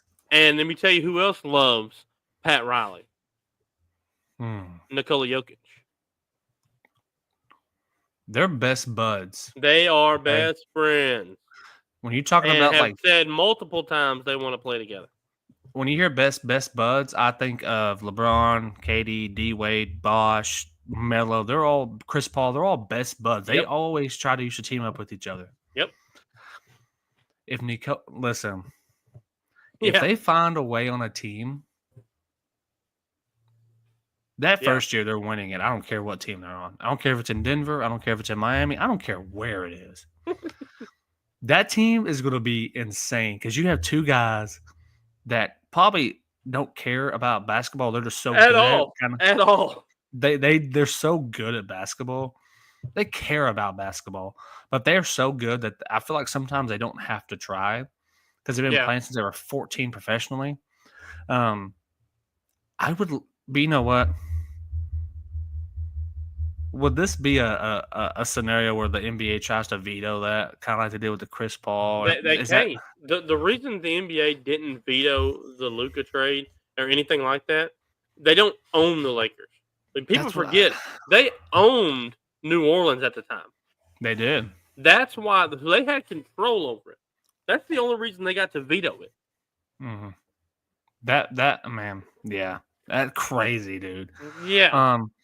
So speaking of, we have our new segment. I'm excited about this. I'm excited to. Do you have the poll results? I mean, I I can am. already know who won the poll. Yeah, it's bad. But yes, I'm pulling it up right now. I mean, guys, we're doing a new segment every show. We're putting out a poll. It's a player comparison. It's going to be across all sports. We'll probably do it around the sports season. Like right now is basketball. So, or this is our first one. 77-23 for KD. And I figured. KC, that's what I'm talking about, brother. Kawhi. Thank you. All right, so I want to start this out because absolutely. Assuming he's healthy. Yes, we're talking straight health. Both of them are healthy. Both of them are healthy. Yes. So I want to start with this because Kawhi was on my team for how long was he on there for? 4 or 5 years? I can't remember. And when he was on the Spurs, he was just now coming into his prime because obviously he was playing with Tim Duncan, Parker Ginobili, and the crew. He was the unknown player at the time. In my opinion, he is still the best defender when healthy in the league. The 100%. Best defender. He wasn't known for offense out of San Diego State. Mm-hmm. He was a defensive-only minded guy. The Spurs groomed him into an offensive threat. Well, not only just him, but the whole team of who he was playing around. He learned a whole different basketball in a sense. He has, in that 2014 year, the last championship, he was the best player on the court. People say, oh, he played with Tim Duncan. Yeah, but he was the best player offensively, defensively. Because he won MVP. He won MVP. He had to guard LeBron. Mm-hmm. Did his thing against LeBron. My favorite video is when LeBron's at the free throw line and he sees Kawhi check in and he turned around and he was like, crap. Yes. Like he knew. He knew he was done. And that was in LeBron's prime. That was prime LeBron. This kid wasn't even in his prime. He was just coming about. He was a prime defender in the league. But overall, listen, KD, phenomenal scorer, racks up the accolades. But Kawhi has won a championship with Kyle freaking Lowry, and that was it. And that's it. Seattle Pasco or Pasco Seattle. No one knew who that was at the time. Yeah. He didn't come to sight until after Kawhi left because they played the same position. And he's great in Indiana. I'm not going to knock him for that, but yeah, if we're talking about when healthy, I'm taking Kawhi over KD anyway because Kawhi's a better defender. He's more consistent on offense. The problem is they're both not healthy at times. Kawhi's not. He's way more health prone than KD, but Kawhi isn't. Listen, in my opinion, he's still an underrated player in this league. Again, what happened in San Antonio was terrible. I wanted him to stay. Could you imagine, and hear me out on this, I don't know if it plays out this way because I don't think they would have been as bad, so I don't think they get that opportunity. But could you imagine a Kawhi, De'Aaron Fox, Wemby combination? Insane. Defensively, for sure. They're the number one team in the league just because of Kawhi, because of those three guys. Good luck doing a lot of things. Because get past Kawhi, okay, great. Wemby's there. Kawhi, hands down to me, is the better overall player than KD. He's won championships, and he did it being the best player. When KD won in Golden State, they didn't need KD. KD just made it a definite championship. They were already going to win it without him, in my opinion. Yes, I agree. That's just my opinion. Kawhi all day long. If I have a one roster spot left and I have these two in front of me, is it going to be a hard pick? Yeah, but I'm picking Kawhi. A healthy Kawhi over a healthy KD, my opinion. So Kawhi averages 20 points a game and locks you up defensively for his career. Locks you. Yeah. Kevin Durant averages 26.9 points a game. So let's say 27. but defensively he's a liability sometimes. So you're giving up 7 points a game. But how many times has he held somebody to less than that? Or you know what I mean? Like defensively, he makes up for the 7 points all around. This is how I look at it. KD is one of the top 10 scorers of all time. Agreed. I think there's hands down. I think Kawhi's a top 8 defender of all time when healthy. He might be higher than that for me, but he's up there. They both have 2 finals MVPs. They both have 2 championships. What has Kevin Durant done since OKC? Okay? And this is another thing that I look at. Look at who KD has played with versus who Kawhi has played with. Now, I'm going to take away the Spurs team because you have the best power forward of all time, probably the top 6 man of all time, a great Hall of Fame point guard. So I'm looking outside of that. He went to Toronto with a ragtag, the Bad News Bears, and won a championship in Toronto, right? Now, In his first year, he played 60 games. He played 60 games with them and won the title. Kawhi fits Nico's vision. Yeah, hurt, but plays defense. Yes, that's perfect. KD went from Harden and Westbrook to Clay, Steph, Draymond, Andre Iguodala, Sean Livingston. Left there, went to Harden and Kyrie. Left there, went to Booker, and now it's Booker. It was Booker and Paul, I believe. And now it's Booker and Bradley Beal. And hadn't done jack crap. I'm not even sure he's made the playoffs since he's left. No, he did make the playoffs. They went to Western. They went to the Western Conference Finals one year. Yeah, lost to Dallas. Lost to Dallas last year. But other than that, he's done nothing. Steph went on to win another title. Steph and Clay won another title. That's my KD point. left. So who is KD besides a scorer outside of playing with all-star teammates? He is a LeBron with less titles. I mean, let's be real. If he never goes to the Warriors, he's just sitting at his goose egg with championships right now. I would agree. Same with LeBron. LeBron doesn't go to Miami. He's sitting with 0. Well, I would say he's sitting with 1 because that one in Cleveland he earned. But if he doesn't go to Miami, they don't get the number 1 pick, and they don't get Kyrie. Yes, LeBron by less titles. That's the fact, Casey. I'm just spitting fact. That's all I can do. I mean, and you know the way Dwayne Wade won a championship his 3rd year in the league with an aging Shaq before LeBron ever won anything. Wade didn't need LeBron. LeBron needed Wade. And Bosh. And Bosh. Steph and them didn't need KD. KD needed them. Kawhi didn't need Toronto. Toronto needed him. Well, that organization needed him. He didn't have a choice in the matter because they were like, bro, you gone. But I'm just saying, like, he didn't need them to win that title because he already had him one. And a finals MVP. On a team, an aging Spurs team, but still those players were still great. Oh, absolutely. They were still good. Here's a hot take or kind of a scenario maybe. If Kawhi never left San Antonio, would they have won another one since then? Would they have been able to build something around him, in your opinion? It would depend on who they got. I mean, they obviously would have needed a scorer. Yes. They would have had to have somebody that was a go-getter, get their own buckets. I would have loved to seen him and DeJounte Murray together defensively. I'm going to tell you who I think would have been a perfect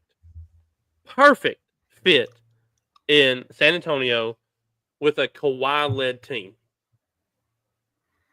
Jimmy Butler. I think That Jimmy would've been Butler. something. Jimmy Butler's a bucket. Jimmy buckets. They call him that for a reason. Well, yes, yeah, Casey. I agree with. I know the whole Golden State thing. That was like they were coming into their prime of who Golden State was. I'm just saying is at some point could they have built a team to beat that team? Because defensively, Kawhi was phenomenal. If they could have built a better defensive team, But hey, don't forget who else did the Spurs have? The Spurs had LaMarcus Aldridge. That's again. So if he was healthy and you throw Jimmy in that mix, now you got DeJounte Murray, Butler, Kawhi, Aldridge as your 4/5. I mean, he's a stretch. And they had so after the 2014 year, I want to say Tim Duncan retired. So you still had Parker and Ginobili. Would have been Kawhi. So could you imagine having Parker, Ginobili, Kawhi, a Jimmy Butler, a LaMarcus Aldridge? You had Paul Gasol, an aging Paul Gasol, but he could still play a little bit. He could still play a little bit. I mean, man, dude, and don't forget, they had a sniper on the team that didn't even start, that people forget played for San Antonio, and people may have forgotten him. McDermott? And Marco Bellinelli. Oh, yeah? He was a little sniper for him. Don't forget, they had I think he was a little bit later, but they had some people. Listen, San Antonio has some people that people just completely forget about. The thing that hurts San Antonio from building said super teams is Pop, because he wants Pop guys, and so you have to like shred through everybody to find Pop guys. I think De'Aaron Fox is a Pop guy.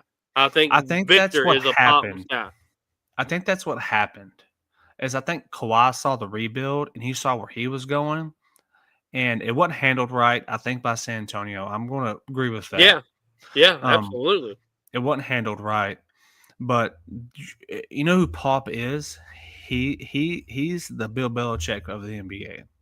He goes and finds the guys that are great players, but no one talk about them. He traded for Kawhi. He did. He traded for Kawhi. He traded with Indiana. He traded George Hill, who the Spurs had. You want to talk about what ifs? What if Kawhi Leonard and Paul George were on the same Indiana team together? Does LeBron run? Does LeBron and they had Hibbert, Roy Hibbert in the paint. They had what was that one dude's name? Lance Stevenson. Oh my God! Yes. They had Al Harrington. I mean, had a team. Does LeBron run the East through that team? I don't know. George and Kawhi are locked down defenders. I'm talking. Paul George in Indiana was a specimen.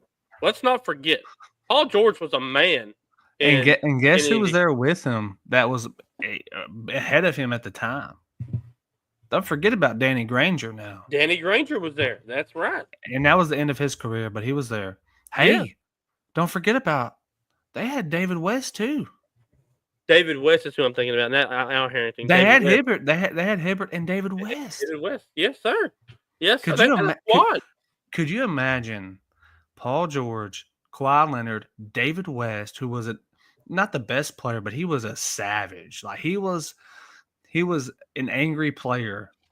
In Roy Hibbert. I don't even remember who the point guard was for Indiana because they got George Hill, which was in San Antonio, so he was a point guard. But that team would have ran the East easily.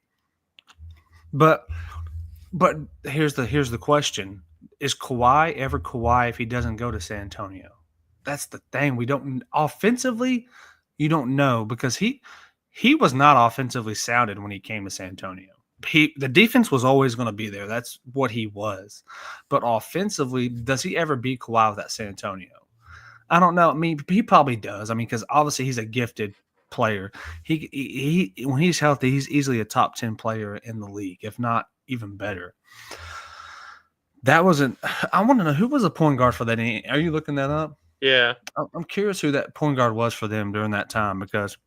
Let's see who they had. They had Leandro Barbosa. Darren Collison.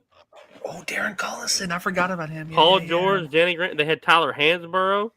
Roy Hibberts. They had Dhani Jones. Lance Stevenson and David West. Mhm. If Kawhi goes there, that's possibly a championship caliber team. I'm just going to say it. Wow. I mean, I because they were good with George Hill. They were.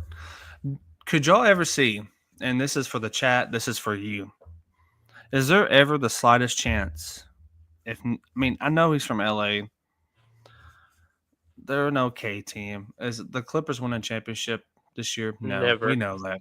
Clippers, I don't think Clippers will ever win a championship because of, for one, you've got Golden State, and now you have and the Lakers, because that's the premier.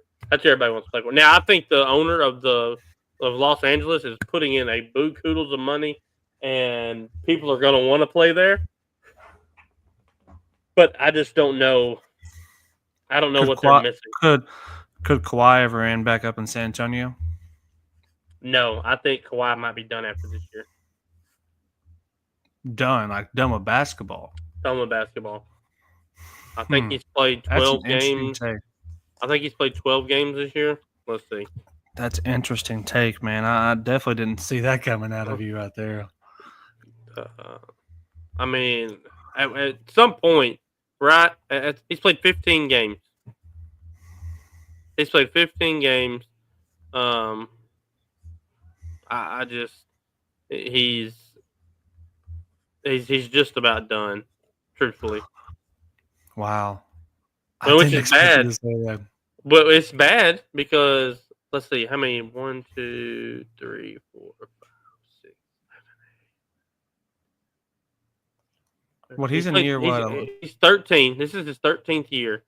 Wow, he's been in the league that long. Dang, that's crazy to even think about that. But listen, here we are. He played 82 games, right? Mm-hmm.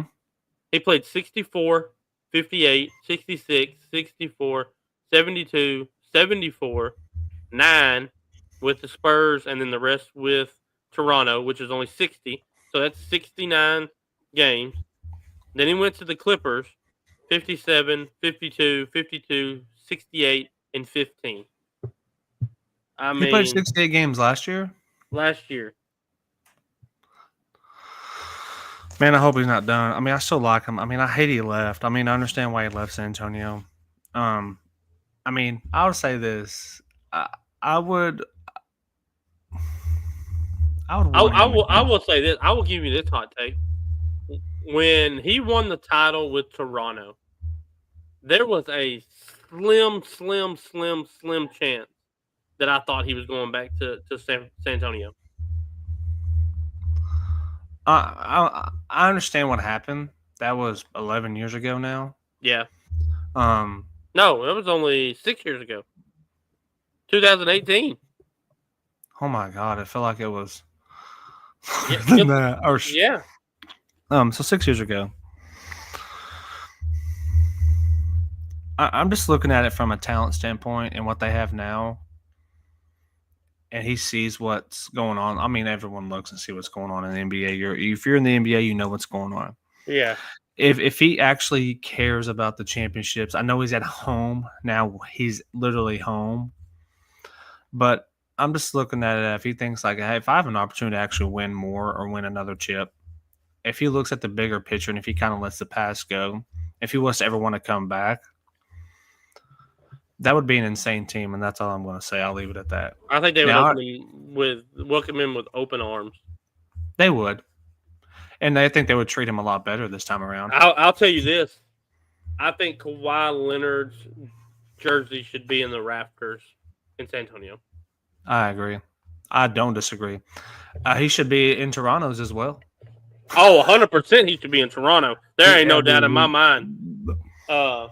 I mean, he did what Kyle Lowry and DeRozan couldn't do that. And I hate that for DeMar DeRozan. Like, they literally I love DeMar DeRozan. I loved him when he came to San Antonio.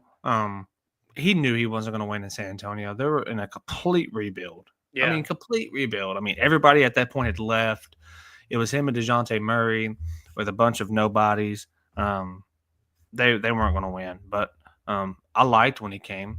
He's not Kawhi by any means, but Man, I don't know, but yeah, in this comparison, I'm picking Kawhi all day long. Give me Kawhi, and it ain't because he's an expert. It's just a fact. Offensively, defensively, he's a good passer. His mid range is the best, one of the best in the game. It really Speaking of is. mid range, I seen a stat yesterday that completely blew my mind. Sean Livingston, you know who that is, correct? Oh yeah, big old lanky point guard from Golden State. Big old lanky point guard from Golden State. He shot 2,964 mid-range jumpers during his career. He missed 0. He was 100% from mid-range out of the 2,900 and whatever he shot in his career. Perfect. That's got to be the best of all time. That's got to be. I was like, dude, what? That blew my mind. He was a sniper at the mid range. Yeah, he was. He was 6'7", but he was 7 point guard, dude. That's nuts. That's like LaMelo. He's a LaMelo, but but mid-range he's not sniper. but Melo's not lanky. Like he's got like shorter arms, I guess. He doesn't look like Sean Livingston. No, Sean Livingston looks like a 6'7" version of KD. Yeah. Super lanky arms, but not 7 foot tall. Well, I do want to talk about San Antonio for a second. The current San Antonio team. Man, I'm not really sure where we're at. We have not started off hot with De'Aaron Fox. I'm not sure. Well, let me put it this way. They're missing Pop big time. You see it in the coaching. You see it in the lineup. I'm not understanding why Chris Paul is still starting. I think he'll be a better for the secondary team. I'm not sure if that's Mitch Johnson being a rookie fill-in coach trying to make him I don't know what that is about. I think he should be running with the second team. I honestly believe, and I could be wrong, and they change things up from time to time, but Stephon Castle should be starting.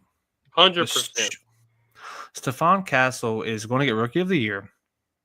He has scored the most points as a rookie. And he has had, I know he scored 30 points at least once. He had 33 points not that long ago. He should get Rookie of the Year. He gave Mac McClung a run for his money last night in the dunk contest without using props, just straight dunks.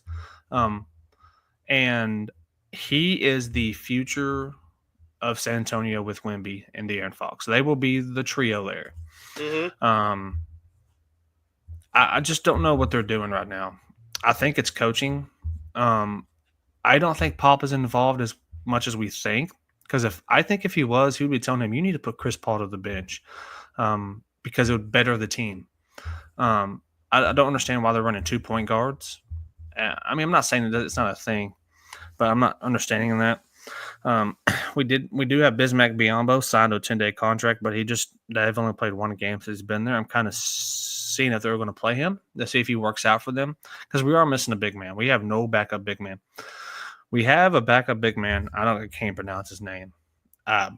He's from overseas as San Antonio Spurs type player. Mm-hmm. He's kind of a sniper. He's kind of like if you remember, I'm not sure if this kid plays, but he reminds me of Davis Bertans that used to play for San Antonio. Skinny, lanky, but could shoot the three like insane. Even a Matt Bonner type vibe. Matt Bonner, okay. People forget about a Matt Bonner. Hey, Matt Bonner we used to call him the Red Rocket, man. The Matt Red Bonner, Rocket, that's right. He kind of reminds me of that, but he's just not. He's very young. I think he's either he's a rookie or maybe second year. We're missing a big man. Our defense is so is Dallas though. Well, at least y'all have them. They're just hurt. We don't. They're just hurt, yeah. Their defense is still atrocious. I mean, Wemby is going to be Wemby, but Wemby can't guard all 5 players. Right. De'Aaron Fox has helped. Him and Wemby are playing great together. I just don't know. We're 6 games under 500. I think 5 or 6 games, and they've got to get. Hopefully, the break they get some stuff figured out. We got to get it going because I'm worried they're not going to make the play-in right now. The way things have been going. Back. Let me see. Yeah. No, you're 5 back. No. Yeah. 5. You're 5 back from Golden State. Yeah, we got to figure that out. Yeah, because you're 3-7 in your last 10. That's what's hurting you. Yeah. We've been sticking around 500 for most of the year, which is a big improvement. They only won 22 games last year. I think they're sitting at 22 wins now. So we're definitely improved. I really wish they would have went out and got a Daniel Tice. I wouldn't have even what I would have been good with the Alex Lynn that Lakers got. I'm not sure Bismack Biyombo was the answer. Not that he was a great player in Charlotte. But I just don't know what's going on there. I think they're just not really there. But I'm gonna tell you, man, that's Stephon Castle, man. He's legit. You know who we had though? They were going to get Robert Dillingham. Actually, technically, we drafted both of them. Y'all drafted Dillingham. Yeah, it was. I forgot where he's at now, but Stephon Castle was the better pick, obviously. He has contributed big in his rookie year. Like I said, you could argue that he should have won last night because he used 0 props and did some strictly going off of dunks. He did some insane dunks. Even though that was a show. I just want to say that. I told y'all last night I don't watch the All-Star Weekend. I watch the dunk contest. And Matt McClung is insane.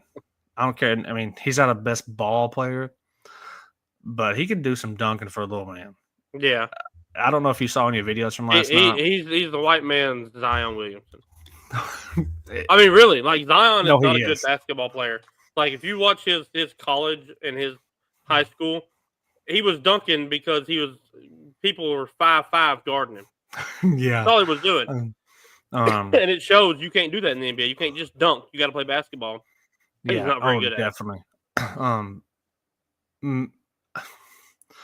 Outside of Stephon Castle and the kid from Chicago, well, really everyone, Matt McClung was the only one that technically doesn't play for an NBA team. He plays for the Orlando Magic G League team. G League, but he did some insane dunks last night, man. I give it to him. He's a 3-peat champion now. I know it's not a big deal. It's just the dunk contest, but that was probably the best thing all night. By the way, I want to tell y'all the funniest thing. Did y'all hear about Chris Paul? Oh, I know y'all did. We talked about the Chris Paul and Wemby getting disqualified. They got disqualified. Let me tell you, I watched that. It was, listen, Chris Paul said, listen, I ain't shooting the ball. We're going to throw him up. I know that was all Chris Paul. That was so funny to me. I don't think they should have been disqualified.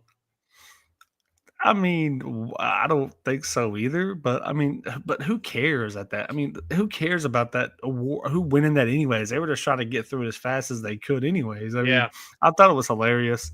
I mean, somebody said something about like Wemby dunking the ball. What did you want him to do? Stand there and shoot like at that last one? Like, what was he supposed to do? He's 7'5". Like, just stand there.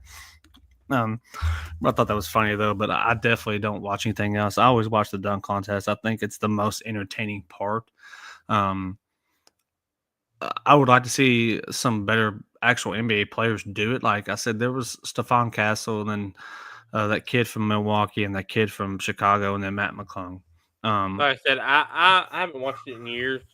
I believe they need to get back to the East and West. All this, like tonight, they've got 4 teams playing to 30, and it's stupid. Like, get back to East versus West, wear your home jersey, wear your away jersey.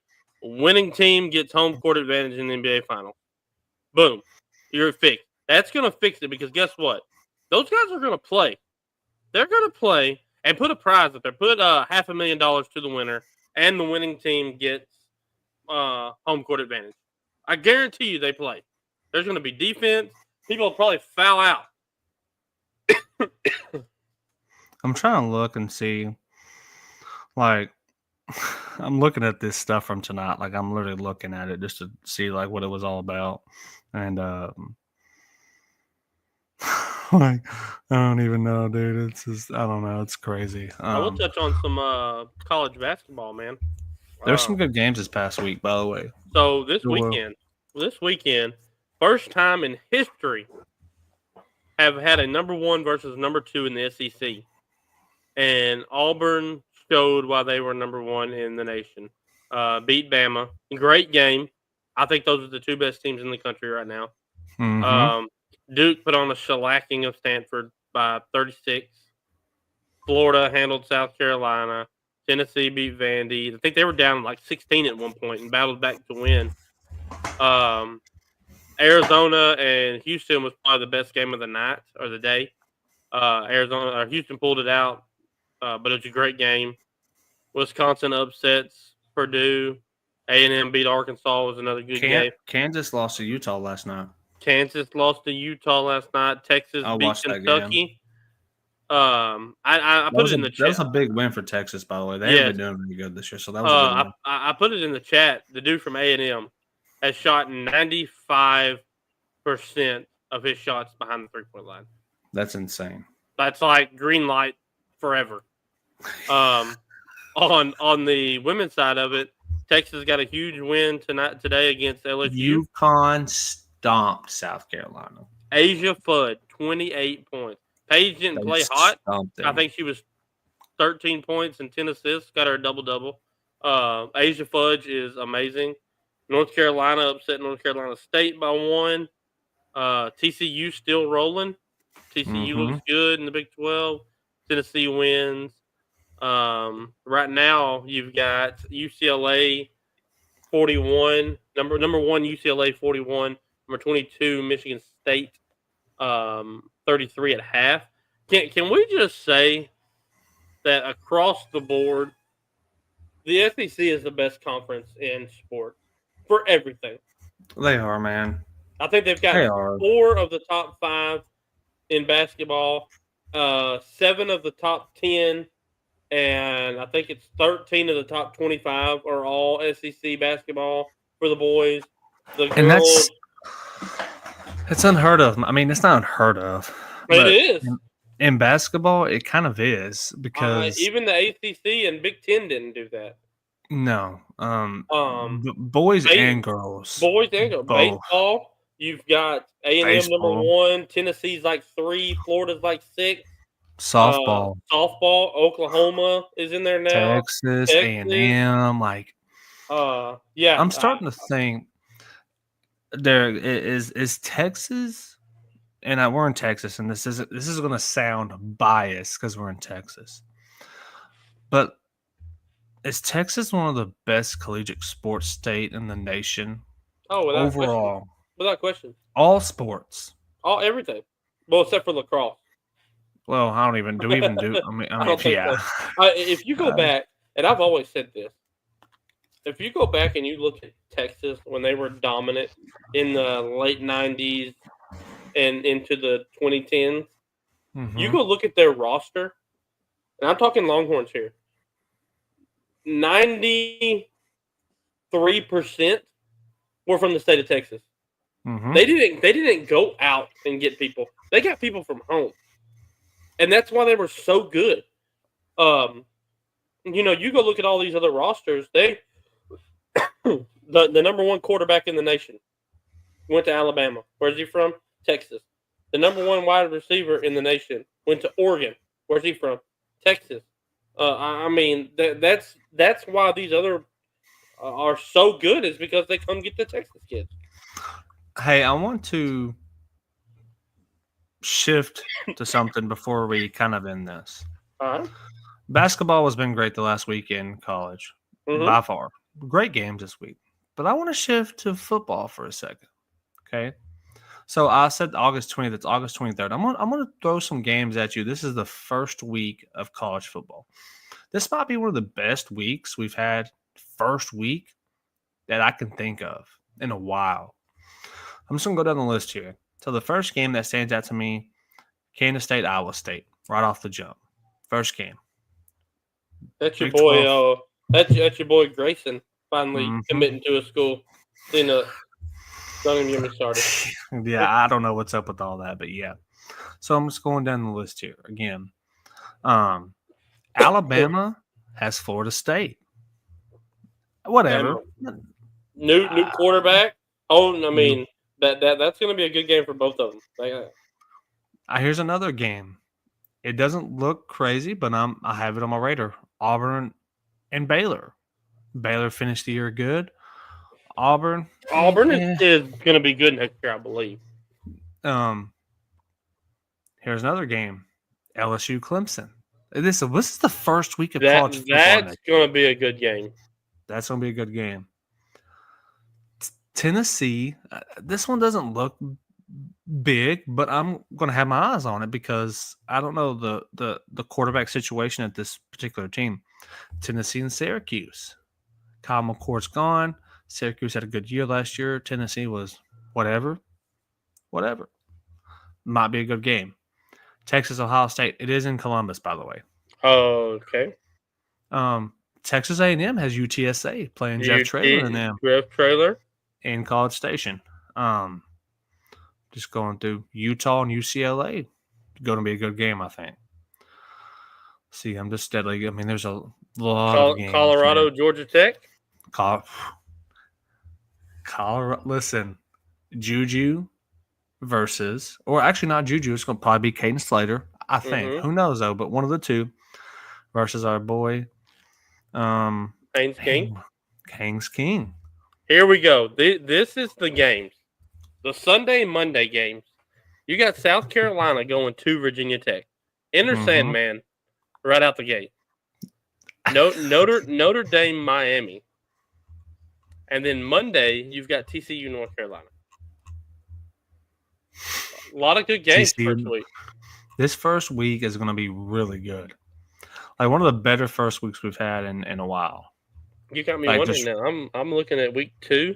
Arizona State goes to Starkville, plays Mississippi State. Good game. Michigan, Oklahoma. That's week 2. Ole Miss, Kentucky, week 2 rematch. Kentucky beat them. Vanderbilt, Virginia Tech. Dude, there's gonna be some good. Hey, dude, I'm excited about this game. Indiana, you're gonna be like, well, really?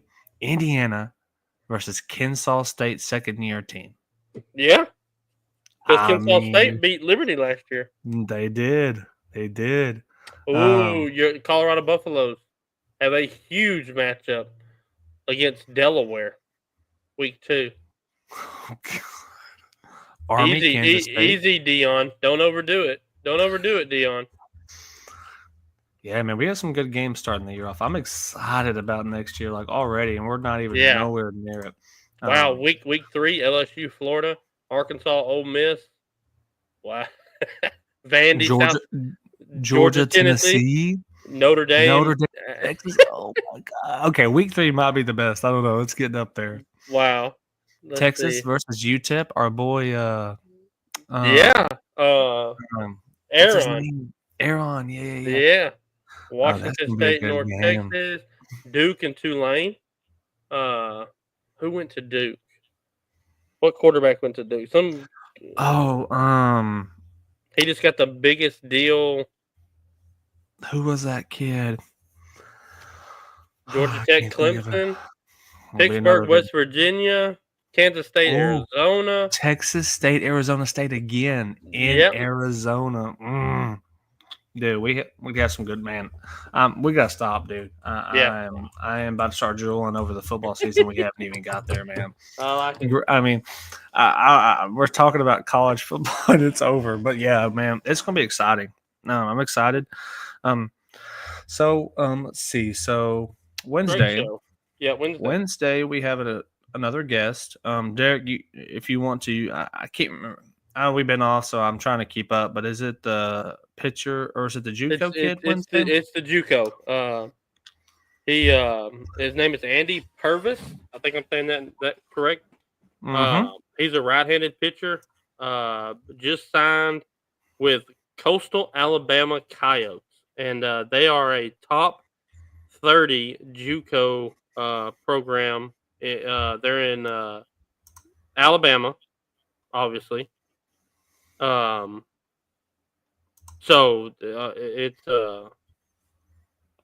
we're kind of getting into the baseball stuff. Yes, I'm excited about that. In 2 weeks, we have another baseball kid on the 2nd.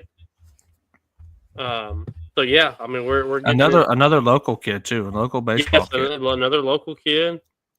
But yeah, we're still kind of plugging away, finding people here and there. Baseball's kicking off.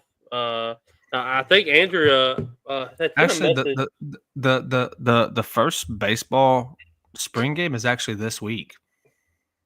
There's that one game this week, the 20th, I believe.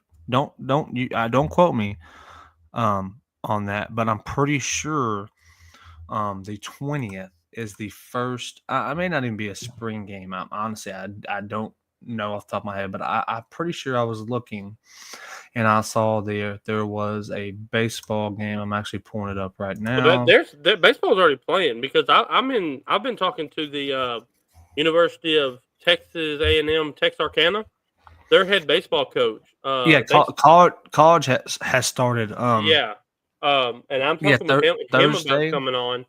Thursday, the Cubs and Dodgers play. Oh, you're talking big league. Oh, yeah, big league. Big league starts this Thursday at 2:05. The Cub Dodgers play the first spring training game. Oh wow! Is this and then Friday. There's a Friday games or the. Rangers do we do a small MLB preview? Show? Like, you know what? Maybe Sunday. Let's network show. Get everybody kind of picked. Well, we could do it February 19th, the Wednesday before they start. So this Wednesday.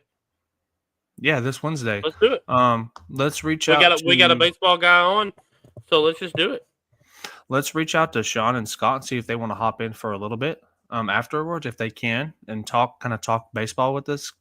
If they want to. But yeah, let's do that. I think that would be fun. Kind of kick off the baseball season with a little baseball show on Wednesday. Let's just talk strictly baseball. Let's do baseball show on Wednesday. It'd be fun. We could preview the season, talk about some teams. I know we'll talk about the Rangers. Obviously, that's our team. Yep. I think that's your team, right? The Rangers. Yep. We'll talk about them. We'll talk about just the season coming up and expectations, and and we'll see if we can get the Philly guys in here to kind of talk about the Phillies and talk about some baseball. We'll reach out to them and see if they want to do that. But great show. Appreciate everybody hopping in as always and interacting with us. We appreciate it always. We will be back. Check out tomorrow night On Time Sports. Yes, they moved from Thursday to Mondays for a couple weeks, yes. So, which is awesome because now we have Sunday, Monday, Tuesday, and Wednesday shows. I mean, just 4 straight jam-packed shows. So that'll be a good thing. And don't forget, Philly podcast will be on Tuesday still. Tuesday night, and then we'll be back Wednesday. Like I said, we'll do a baseball preview show. And, that'll be a lot of fun. We'll preview baseball and talk some baseball stuff. Hopefully we can get them on with us if they can, and we'll talk baseball and get ready for the baseball season. Yep, I like it. Well, man, like I said, we appreciate everyone. Appreciate the sponsors. Appreciate, what's her name? Andrea? What was her name? Yep. Andrea for coming on. And like I said, she sent me a message that she might have some friends that are signing as well. One was a baseball guy going somewhere, and so I'll reach back out with her and then see, if they still want to come on. Perfect, sounds good, man. Well, we'll see everybody Wednesday for our MLB preseason or preview show, and until then, everybody stay good and basketball NBA starts back Thursday, so they're on a break till Thursday. So perfect. Yep. So everyone have a good evening, and we'll see y'all on Wednesday. Later, man. Later.